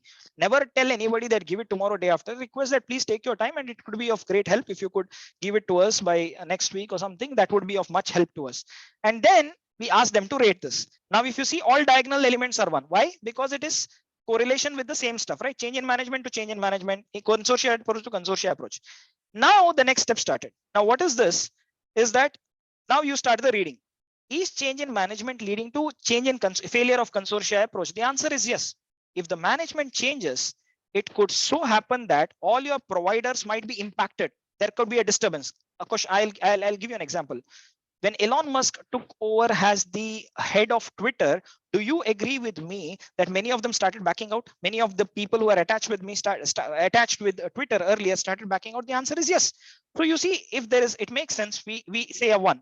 Now, if you come here, does change in management have some impact on confusion of type of failure? The answer is no. So it is 0. So this way, what we did was that we were able to find. Second, this way what we did was that we did this exercise and we were able to get this matrix. Now there were 11 people. There were 11 people who are there, and based on so 11, the exact half is 6. So if 6 or more said a 1, I wrote a formula in Excel, if formula on Excel. If 6 or more people said a 1, I had to do the entry manually, by the way, yeah, because it is a 12 cross 12 matrix. So 132 entries multiplied by 11. So a lot of time was gone in this because I was the lead author and I had to do everything. So I did all this coding. So the beauty of being a doctoral student or working on this from the scratch is anywhere you point me on the paper, I'll be able to tell you that. Okay, so I did this and we got this matrix. Now this is called as initial reachability matrix. Does that answer your point, Sadrita? So the first one was to identify, stage 1 was to reduce from 27 to 12. So their job was done for that. We said a bye to them.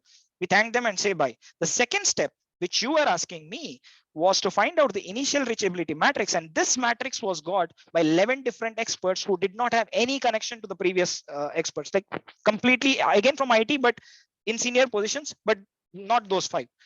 Now we got this. Now, once they got this, what we did was that me and my guide, we sat and did something called as, you see something called as 1 star. Now this is called as transitivity. Now that's the beauty of TISM, right? It is called Total Interpretive Structural Modeling. I have given the differences. In the interest of time, I'll not speak much because I don't want to QQ much. So this is the difference. So it says, what is the difference? What are the limitations and what are the advantages of TISM, and what are the limitations of ISM?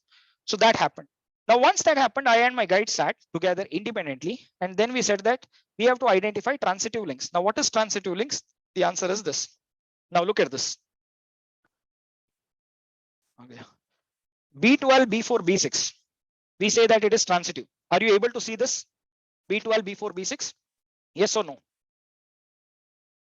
Okay. Now, go back to our initial matrix. Now, what we did was B12 to B4 is 1, which means there is a relationship. B4 to B6 is also 1. Correct. There is a relationship. But when we did B12 to B6, it is a 0. Now, what we did was that we went back and we saw what these variables were. And when we checked it, your B12 means confusion about the whom to recover, which is whether we have to recover employees, whether we have to recover the customers, or whether we have to recover the processes, something like that. B4 is ineffective, improper service recovery strategies. And B6 is cost of fixing failures. Now, if you compare B12 and B6, which is confusion about whom to recover, does it say that does it increase the cost? Does it increase the cost? There was no relationship. But when you are doing this transitive, when we were connecting, we saw that there is a relationship emerging out from this explanation. And whenever a relationship is emerging out, we call it as transitive, and we indicate it by 1 star. So we followed the same process throughout. And by this process, from this 25 zeros became 1 star. Now this is called as a final reachability matrix. Is that kind of making sense? So everywhere, so this is a very, very complex process. You know, it took complex process in the sense don't be in a hurry, take your time, take 1 week, 10 days, but work very sincerely on this. Anything that goes wrong is gone here. So it might look very easy methodologically, but then this is what you have to keep in mind. Is it okay? Yes, no?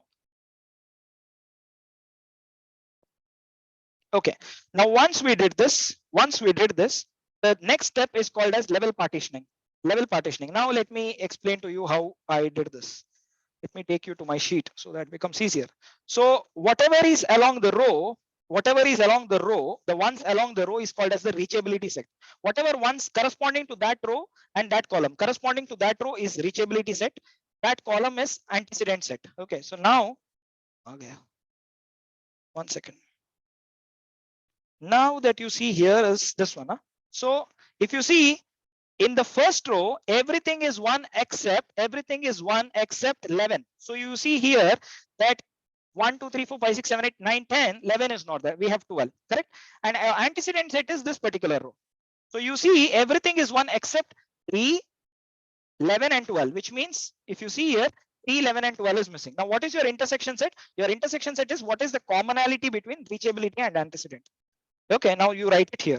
So similarly, you do this exercise for all the things. Okay, now when you do that, now what you do is, this is called as level partitioning. Now you see which of these are common. See, if this and this matches, if the reachability set and the antecedent set matches, it is called as level 1. So in 3 cases in the first stage, this was matching. This was matching here in 3, in 6 and 7. So that is our level 1, which comes at the top in the digraph or the directed graph. In the second stage, when you do it, you are eliminating 3, 6 and 7, not only from this, but from the numbers also. See here, there was 3, 6 and 7. It got eliminated. It became 1, 2, 4, 5, 8, 9, 12. Again, do the same process. We got level 2. Then we got level 3. Then we got level 4. Is this kind of clear? Is this okay?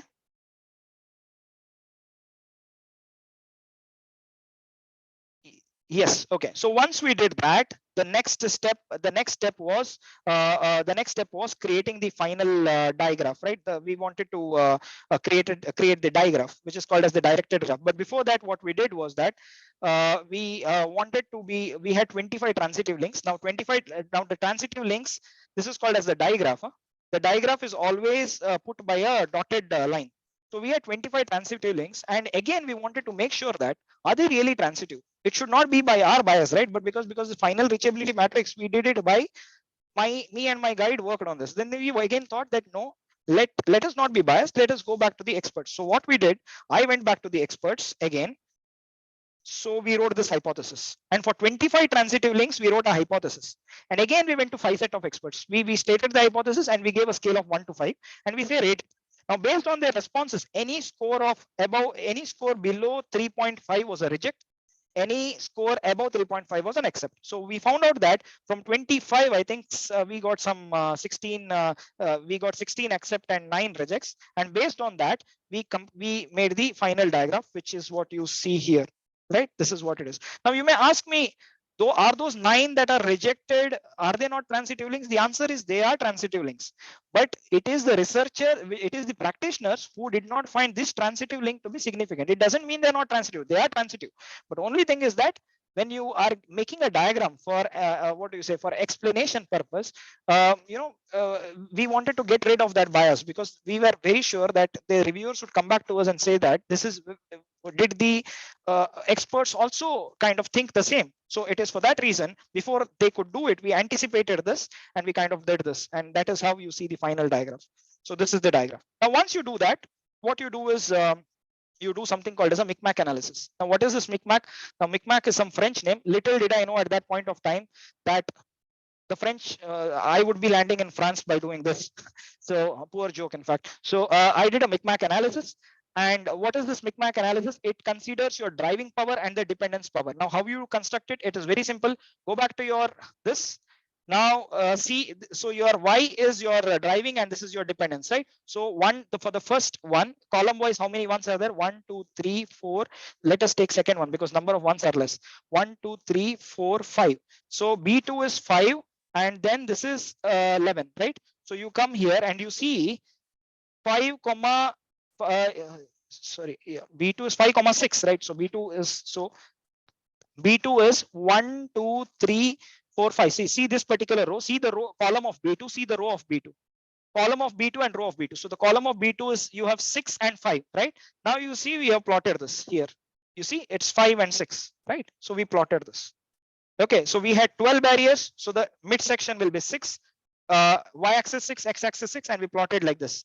If you read many papers, what people would do is that in many of the papers which I saw is they would avoid this because this is very, very complicated to explain. So what they would do is they would shift their axis by 0.5 and show that this particular point is lying either in this quadrant or that quadrant. Now, you know, this is what made our paper go to a top-notch journal because explaining this is pretty difficult. Now, what is this micmac analysis?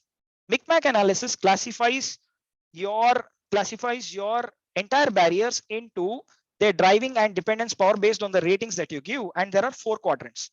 Now the autonomous factors are those which is having low dependence, low driving power. Dependent are those which are having high dependence and low driving power. Your linkage are those which are having high dependence but low driving, high dependence and high driving power, and this is like it has low dependence and high driving power. Okay, now you know the 4 stages that we got, right? We did level partitioning. In level partitioning, in the first one, this was the level 1, this was level 2, level 3, level 4. Now, how do you connect this? Again, based on your final reachability matrix, you start making the connections. Okay, once you start making the connections, everything is done. Now, this is your diagram, but when you explain, this is where it will tell you how to explain.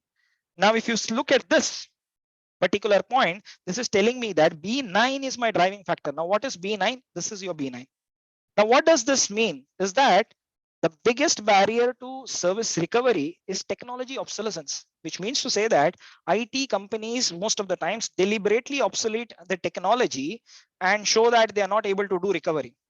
Get the point? They deliberately introduce new models, which is practical also because we tested this. I mean, we tested this with the people in the interviews and they also said, yes, this is the case. And what is happening because of that? Technology obsolescence is there, and there is a strategic shift towards use of newer technology, right? What do you mean by obsolescence? You are kind of, you know, deliberately moving faster. You're saying that we are giving you better productivity and performance, and you're making a shift. Now that is leading to poor, which kind of says strategic shift, and there is poor top management commitment, which is kind of creating disequilibrium in the entire system. That entire part we explained here. Okay, and the key paper that we got for this was this one, Professor Rajan Varadarajan, a legend in marketing. That was a paper in Journal of Academy of Marketing Science, which said that marketing strategies, if you look at, we could have 2 different kinds of strategies. One is operational strategy, and you have something called a strategic and operational strategies, right? Now, the strategic ones are the ones that come from the top management, and the operational ones are something which impact the middle to bottom level, is what was explained. So what we did was that we took that as a cue, and when we said that out of these 12, we have some 3 or 4 which is coming from top management. Now, technology obsolescence, if I can ask you people, is a decision who makes? Is it a decision that the bottom management makes or the top management makes? Technology obsolescence is whose decision? I mean, whether to obsolete a technology or not is top level or bottom level? Does Apple employees say that we Top want level, to make top level. Top level? Brilliant. Now you see the point that the top level ones are impacting the bottom levels, and that is what is creating confusion in the entire system and creating the barriers to service recovery. And this is what we brilliantly explained in the next 3 pages. okay, taking example from SAP, where what SAP did was, so when you buy SAP, it is very, very expensive package. It runs into crores. Okay, now SAP says that now as an industry customer, I bought it. I think that, okay, for 10 years, I'm getting fixed support. Okay, but then it could so happen that at the end, it could so happen that SAP at the end of 7th year, because this is a hypothetical example, no offense to SAP, by the way, because it's recorded so that I don't get sued. So it could so happen that they may want to make this, ultimately businesses want to make profits, right? They may say that, okay, new technologies are coming. So if you want, they may put a pressure tactic kind of thing. Now it is these decisions which are made at the top impact the bottom level or the operational level, and it creates disequilibrium in the system. And then that is how it is creating barriers at recovery, which means that this is leading to poor commitment is leading to confusion is leading to lots of other issues, operational cost and stuff like that. And this kind of destroys the entire thing. So this is the narrative we stitched in this particular paper. And the narrative is something to write these 3 pages. The remaining one, it took us 2 months because we had to rack our brains and we had to give. So we have kind of, if you look at this, so this is what we got it. German enterprise software giant had to reinvent its offerings to stay competitively ahead. Now, in some cases, the company may do it because the competitor is doing. Now, because enterprise software require multi-layer investment from customers. What does this mean? SAP, I cannot buy it in one shot, right? It is very, very expensive. People may buy it in EMIs, or people may, some of the big organizations may buy it in one shot. But then when they do it, they will also keep in mind in what time we are going to get. So sometimes they try to do pressure tactics. But then if the customers do not agree, see here in this case, the customer kind of said, no, we don't want it. They threatened, and then SAP moved their extension from 25 to 27. So in 14, it was communicated that they should migrate to SAP HANA by 2025. But since the customer said no, why did they say no? Because they've invested so much. Right. So at that stage, they would not want to, they would say that, okay, this is the payback we thought. We thought that 10 years or 12 years we would get. We would not want to go back because it's lost for them. And that is what we explained it. So this was done in IT sector. So suppose if you do it in manufacturing sector, the same variables the variables will definitely change, which means technological obsolescence was the biggest barrier to service recovery in IT field of IT sector. It could happen that when you're doing it in a manufacturing sector or on some other sectors, this may change. So suppose you want to do something on cross cultures. My friend who is also from IIT Madras, he did it in 2 cultural contexts. So what he did the same barriers in India, and he also did the same barriers in some other country. I think in Australia he did, and see his model. Let me quickly browse through. Yeah. Now, if you see his model, see, this was in one context like India, where he got this structure. But when he did it in Australia, he got a completely other structure. So here they say that what is the problem? Non-availability of system. What is causing knowledge hiding? These things in India. But when he did it in Australia, he found that task uncertainty. So you see, that's the beauty of it. So you can do it across 2 cultures. You can do it across 2 industries. That is another thing which you can do. But it's not about the methodology, but once you write it, how you explain it, that is very, very important. Okay, so I know I've cooked you enough with this, and I'm open to questions. So if I don't know if you've understood what I've said, but I tried my best to help you out in whatever ways I could. I'm open to any of the questions that you want me to ask. You can shoot your questions.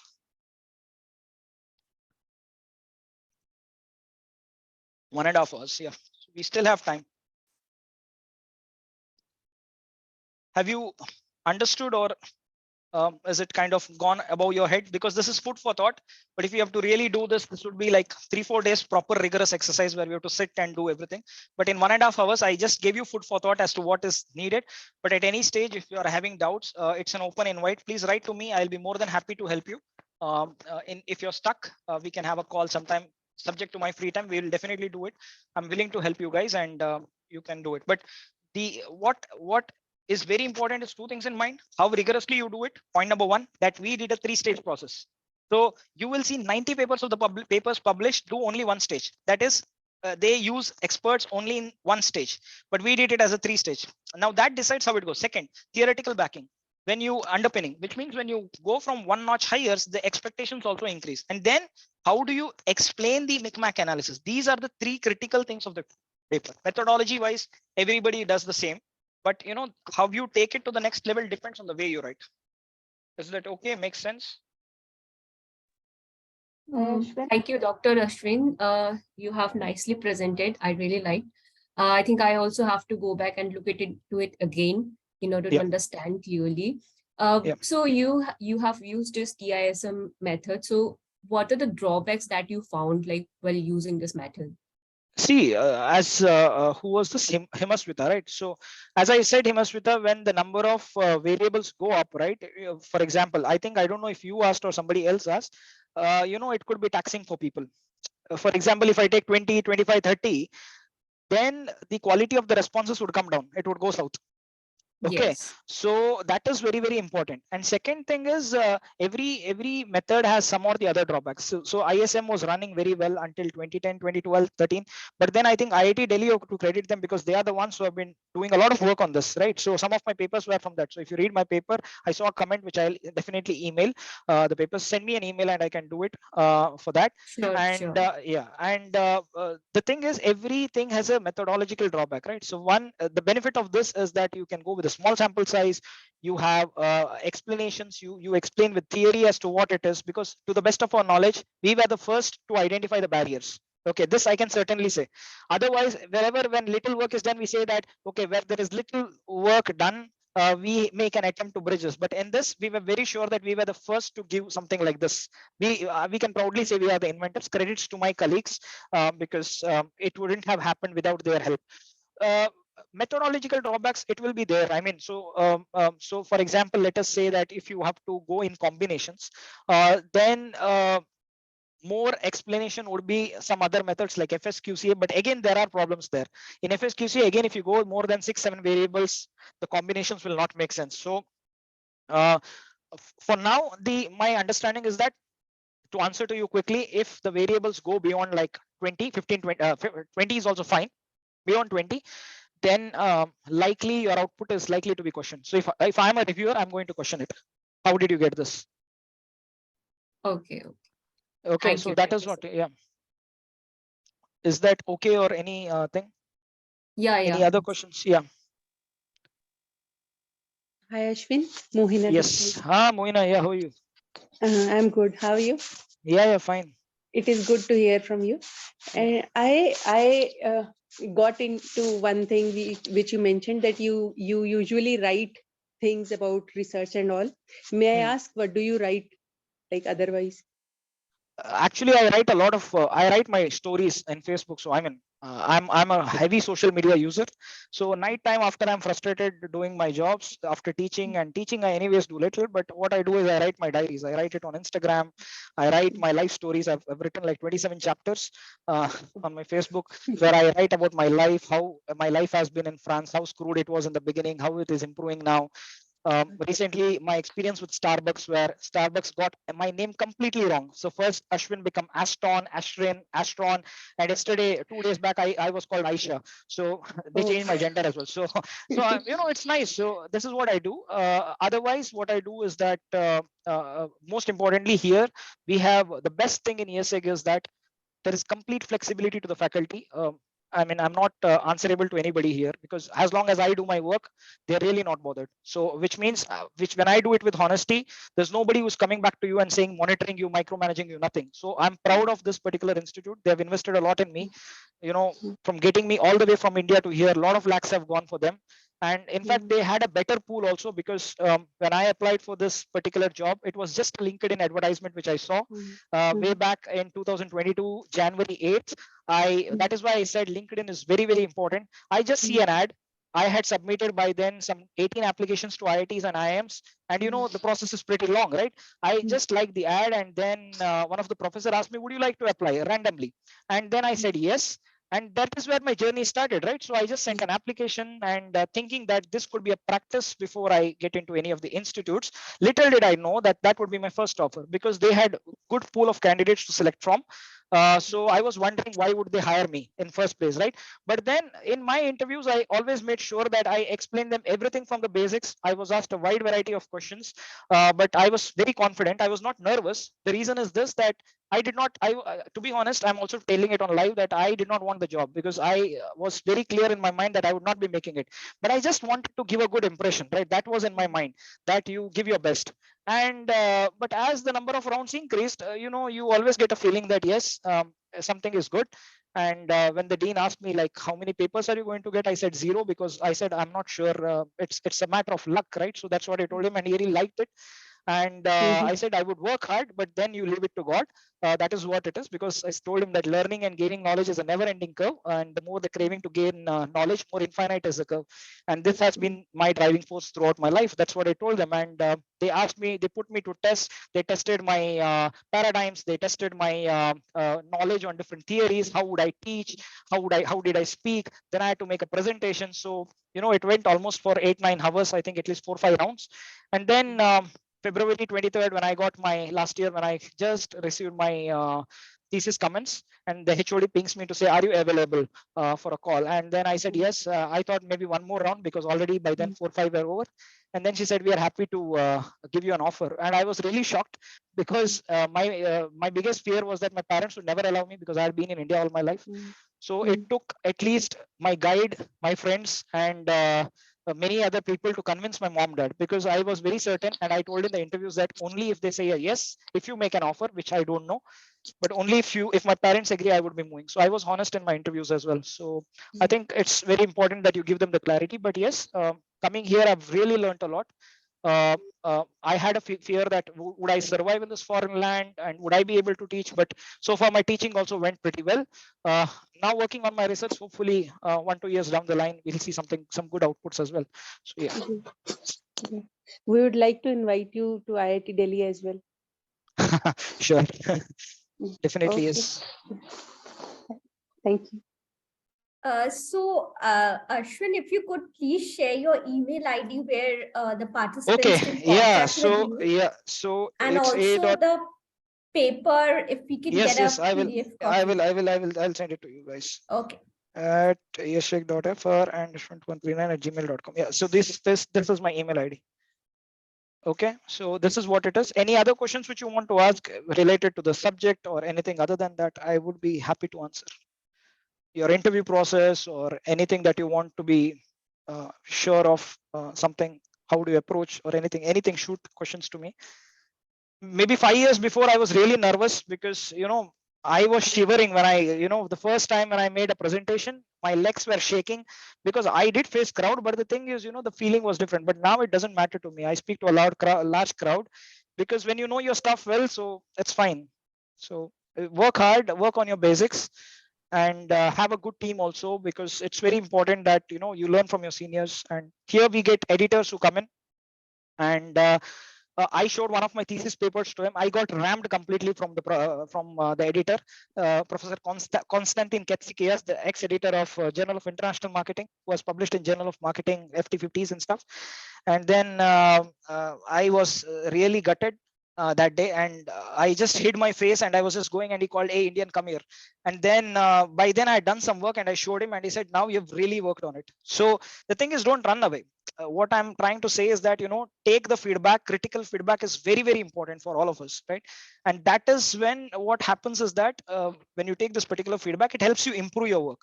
So when we got 12 this thing that put theories to all 27, we got a shock of our life, because comment, that was a major revision, that was a major comment, the remaining were smaller ones. Okay, but when somebody says like this, put 27 theoretical perspectives, now how do we find it? And then I had to do digging, and I had to kind of find many things, and that is what kind of helped me. So yeah, that's how it has been. Any other questions that you have, I'm happy to take it. I have time. So for me, it's 5:10, 5:12 now. So for me, it's fine.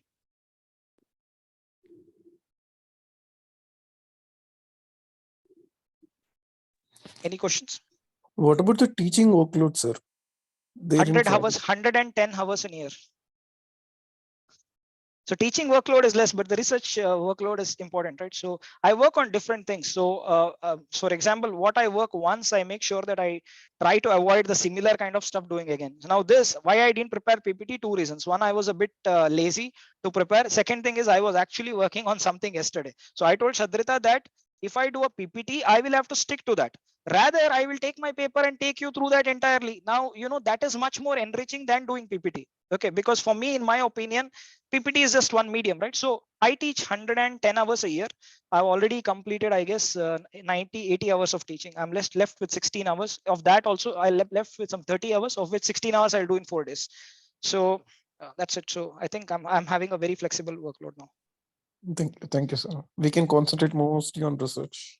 No, yeah, I mean, here there are two things. You have something called as a teaching track and a research track. So if it is teaching track, I think it's something like you teach 200 to 250 hours. Okay, and even if you ask me 100 hours, 110 hours, it is not 110 hours, to be honest. You need to prepare before the class, right? You do some kind of preparation before, and which you take like 40-50 hours, then you add to it and you have to do corrections. So that itself we go to 200 to 220 hours. That's how it is. So yeah. Thank you, sir. Ashwin, I need to ask something. Yeah.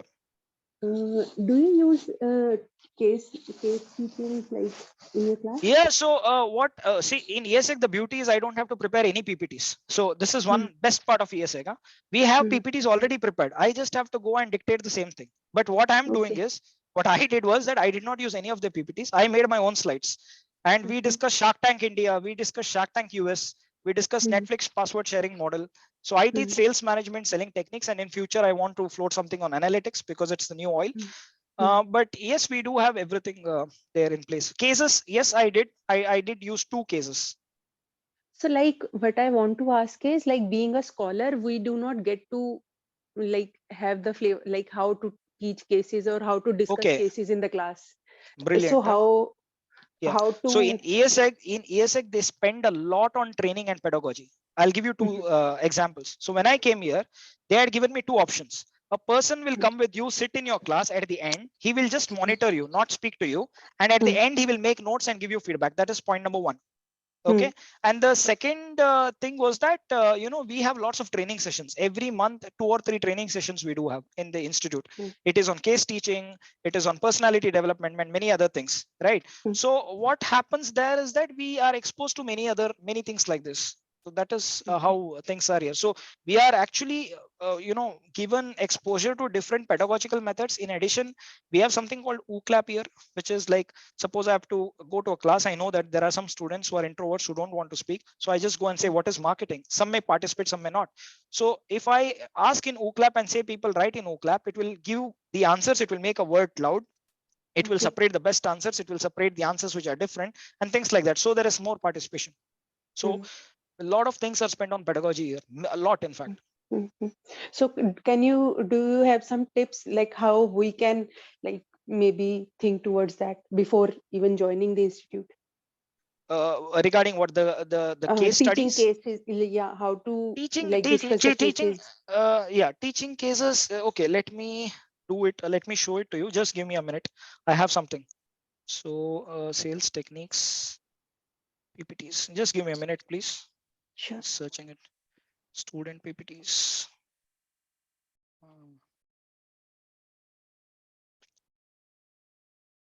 Last month.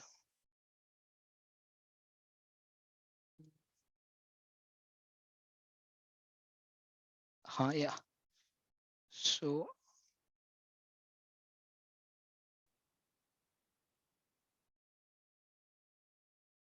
yeah. So this is the thing. So what I did was are you able to see my screen? No, right? Not yet.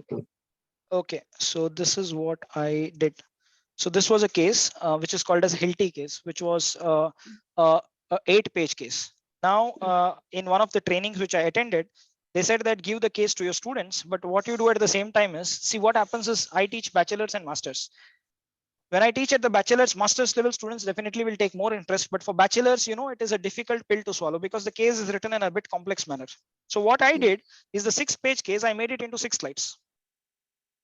That's it. You see how simple in simple ways I put. I said that look, this is the case. Hilti makes custom. Hilti is a company which makes cutting tools. What do you say? Machine tools for industries, and they make different drilling machines and stuff. And they have a new device which is called OnTrack, which is a kind of RFID chip which is posted on the tools. For example, if the tool is lost, then they are able to track it, and that is why it saves time and money.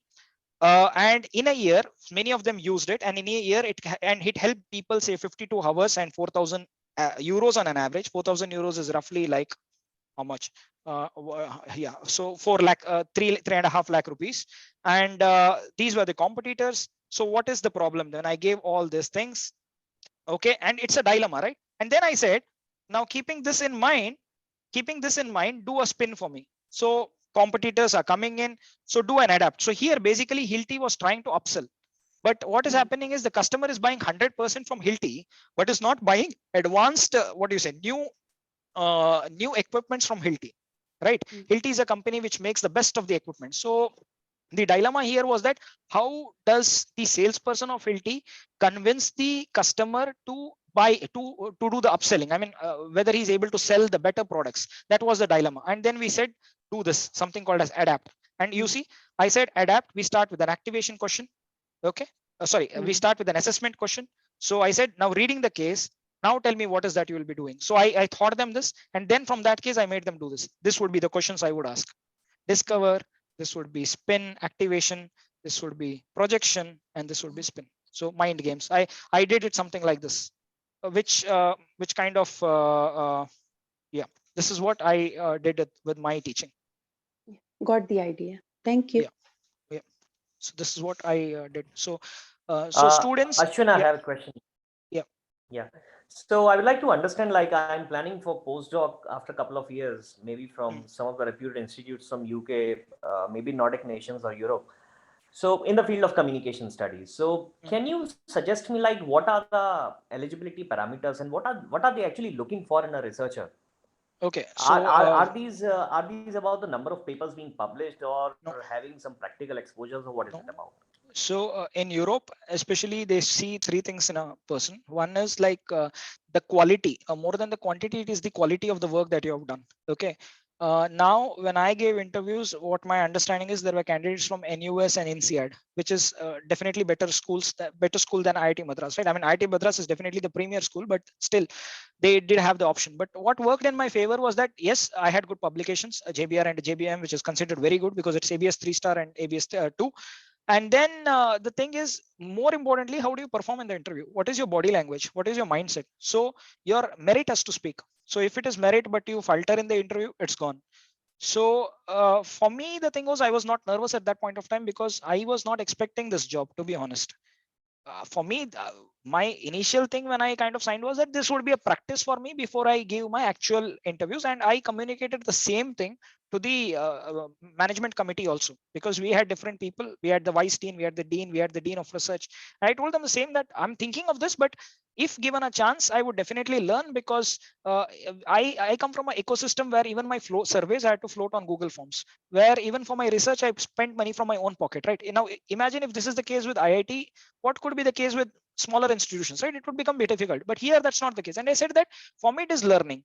I want to learn and genuinely grow with you, learn from you guys, be the best. And that is what I would want to contribute for the school. That is what my thing was. So basically, when they hire you, there are three things. One, they ask you a cover letter. This cover letter should have your motivation, which is your statement of purpose. Statement of purpose clearly saying in 2 pages, clearly saying what is that you want to do and why is that you are applying. I wrote a very nice striking cover letter and a statement of purpose. And after that, you have something called as a teaching statement. Now, this teaching statement doesn't mean that you are just putting 5 subjects and sending it to them. You're going to demonstrate which subjects you're teaching, what are the concepts in that, and what innovation you're bringing in that. That is point number 2. The third is research statement. Now, research statement means you have to give a proper pipeline. Now, what is this pipeline? You simply cannot say that I'm doing this and submitting it in that 5 years or 3 years in preparation for this. You have to show them the work. So I had 2 in pipeline, and I showed them that, look, these are the 2 things in pipeline. Other ideas are there, which is in ideation state, but these 2 are in pipeline, and it is 60% done. And I expect to anticipate that this will be submitted by an year or so from now, because this is the journal I'm targeting. And for that reason, I'm working towards that. So this is what I told them. And this is what they look in a candidate, right? They should see promise in a candidate. So basically, you will get to know more. And most importantly, be honest in any interviews. Communication, everything is there, but what they would see is how you are able to connect what you have learned with what they ask. Because if that's not the case, then it will be difficult. Because when I presented, there were 51 faculties, and of which I think 45 are from B2C. So for them, B2B would not make much of a sense, because B2B is completely different, right? It is based on relationships and things like that. So what I did is I made cartoons. Okay, why I made cartoons? Because my guide used to like cartoons a lot, and he used to like a lot of cartoon characters. That made me also do cartoons, and I showed it, and I got everybody's attention there. And the minute you capture your attention, that's it, then you're done. So that is how I tried. But then it's not just doing cartoons. You should know the breadth and the width. If that is not done, it is of no use. So it's very, very important that we know any topic that you're speaking, the breadth and the width has to be very clear.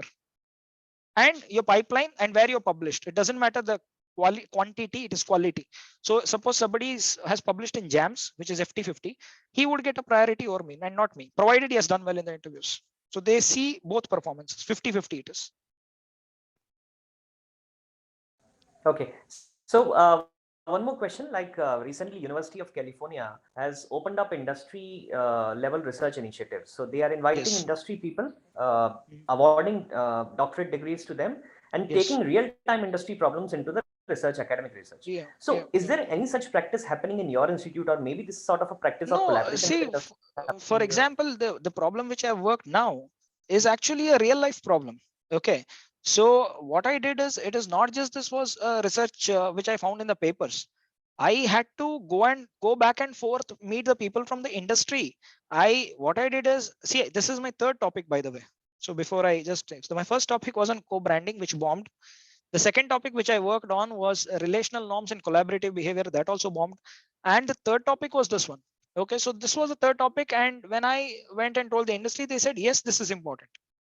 And this is what is happening. They started getting excited. They started speaking about it. So that is what you have to make sure that. So if you see in the paper, we write implications and for theory, implications for practice. So if it is practice driven, you will have more insights from students, right? From the people working in the industry. And then how to make classes more attractive. What sometimes I actually do is I try to fit my research with this also. So I say that, okay, now you're learning sales management. Now go back and find out that what is the implication of this on selling. So, you know, they would do some interviews and get that could also give me a set of different ideas, right, as to what is happening. And I always make it a point to read journals. I always speak to people in the industry to know what is happening. That is important for me as a faculty. Okay, thanks, Ashwin. Any other questions? I'll be taking it. I have time. It's 5:30 for me, so no problem.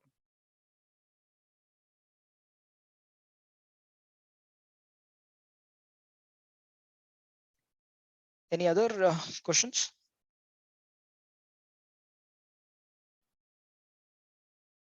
I think your brain, I burnt your brains. Hello.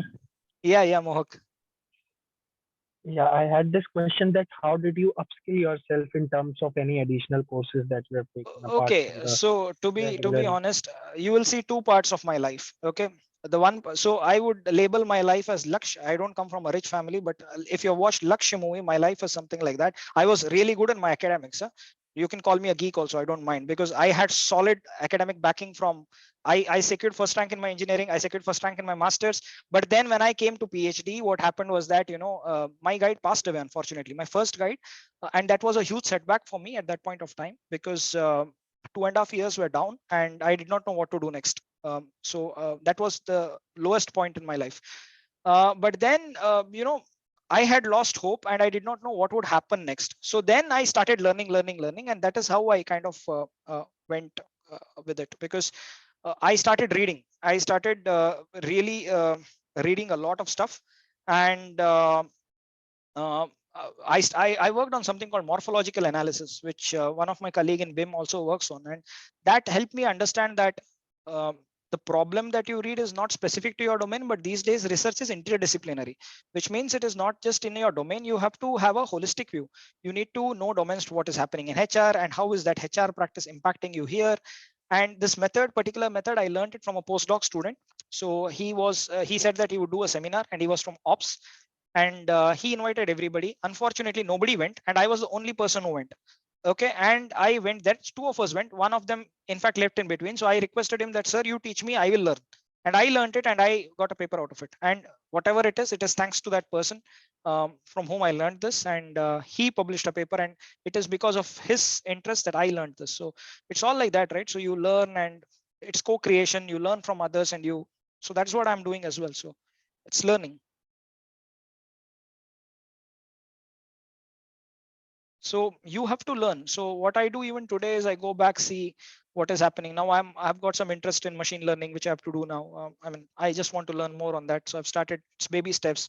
But whatever I work on one thing, then what I do is I start working on new topics. Now I'm looking at more of modeling. I'm also looking at more of qualitative research, because I have done quant. One paper I'm submitting shortly to quant, which is complete quant. Now I'm doing a bit of qualitative research. Now I'm also doing mixed methods, things like that. So I also go with varieties. So when you go with variety, when you work with teams, you learn from people, and that kind of enriches your understanding. Thank you so much, Ashwin. Yeah. Any other questions that you have?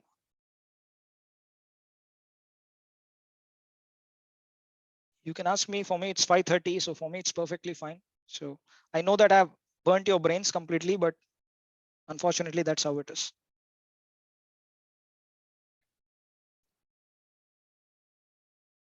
Any other questions? Praga, Sonia, okay. Mohak has asked, Madan asked me. Yeah, I think it's done from my end. Okay, Ashwin, thank you for the session. The best way, one question was there, the best way to approach case study. Okay, I got a direct message from Agnel.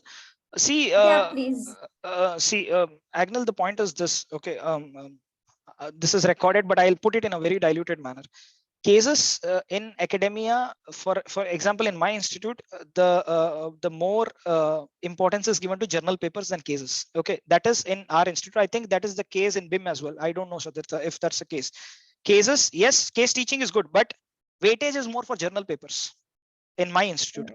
Yeah, so suppose I publish a top-notch journal, I get paid around, like, they pay me around 20,000 euros, which is 20 lakhs or something like that. But the thing is, the weightage is more for that. So if I publish what do you say, a case which I have sent one, the weightage is not much. Definitely, it will aid in learning. But if you have to be in academia and you are want to this thing, you want to recognize as this thing. So people do cases, but in our institute, as far as I know, I think in BIM also that's the case, that they give more weightage to journal articles. But the best way is to approach any case studies, as I showed you, you break down the case, you read it, break down the case, and also see who the audience are. Now, I broke down the 6-page case into 6 slides because my audience was bachelor students. They don't have the time. But if it was masters and doctoral students, I will never break it down. I will only say discuss. Okay, now you come and narrate to me. That is what I would say. But for you should, that is how you do it, right? And there are many, let me also inform that there are many things happening. So, LinkedIn, many professors, they share their resources. I also shared you some links, right? Go through it. I mean, it's beautiful. Attend those sessions and you learn a lot from all that. It's free of cost. I learned a lot from it. It was all free. And that is why I said, like, when they said, I also said it is free because I also learned it for free, right? So you have to give it back also. So there's a question from Rima which says that any link or resource to consult from. Rima, didn't I send a link? I did, right? Yeah, at beginning of the chat, you had posted some links. Yeah. So those links, wait, let me see. At the beginning, I had posted, which let me post it here. Yeah, it's here. So yeah. I'm going to repost it again. Sorry. Everyone in the meeting. The slides of Anatoly Kolishev on PhD's journey is there in his LinkedIn. You can just go and LinkedIn, just go and check his post and you'll find this out. So these are the things you have to look for. These are very, very good ones. Trust me, they have got breadth and width. In qualitative, you will see that so many methods they have used, and quantitative, they've used so many methods. It's very, very nice. So that's how it is. So Ashwin, we do have Dr. Asit Barma, our director, here with us today. So I think sir would be very eager to interact and say something to you. Yeah. So it's nice seeing sir. Yes. Hi, Ashwin. So it's nice seeing you, and so we know each other for a very long time, and I must thank you for this brilliant presentation. And I always had high regards for this TISM methodology. Way back in 1995 or so, I used to interact with Professor Sushil at IIT Delhi. Yes. And somehow after that, I was in industry and could not catch up. And then when I met you about maybe 7-8 years ago, so that time again it came up, and I insisted. I told Sabjita that we must have this researcher and young professors like Ashwin coming and talking about it. So thank you so much. And you have done that selflessly, without any interest, without any remuneration. So a big round of applause for you, Ashwin. So really, really great. Wish you all the best. And I also thank all the participants who have joined this program from all over the country. IIT Madras, Kharagpur, IIT Delhi, and from BIM and many other institutes. And you might be, kind of seeing their interest and the kind of questions that came. And our objective, most of the institutes, they arrange such a research seminar with faculty who are highly well-known globally. But we chose to do it with faculty or researchers who are just the next door neighbor. But we know that they have the potential to be the Parshuraman or Jagdish Shet or Naresh Malhotra or Pradeep Chindagutta or Ashwat Damodar, maybe 20 years, 25 years down the line. So we see that kind of promise in you, and keeping that concept in mind, we have introduced this series, seminar series. And we'll be coming up with similar, this kind of series, and researcher and young faculty like you will be coming and addressing, and look so freely, all the researchers, scholars, they ask their question and you answered them. So, and I'm really overwhelmed with the response from the audience, with the participation from the audience, and also the way you presented. And hope this will open up more interest in this particular field of research. So thank you so much, Ashwin. All the best. Yeah, thank you. Bye. Thank you. Bye. Yeah. Bye. Bye. Thank you, everyone. Yes, Sabjita, over to you. Yeah, thank you so much. And so should I just end the session now? Yeah, it's fine. Thank you. Yeah. Thank you. Take Good care, night, and everyone. Thank you. All the best. Care. All the Thank best. you. And Thank if there is anything that you want to know from me, feel free to write to me anytime. Yeah. Thank you. So Thank you. you will be sharing the PDF of the paper. Yes. I would be doing it. Sure. Thank you so much. Yeah. And good night to everyone. Yeah. Bye-bye. Good night. Yeah. Bye-bye. Bye. Bye-bye.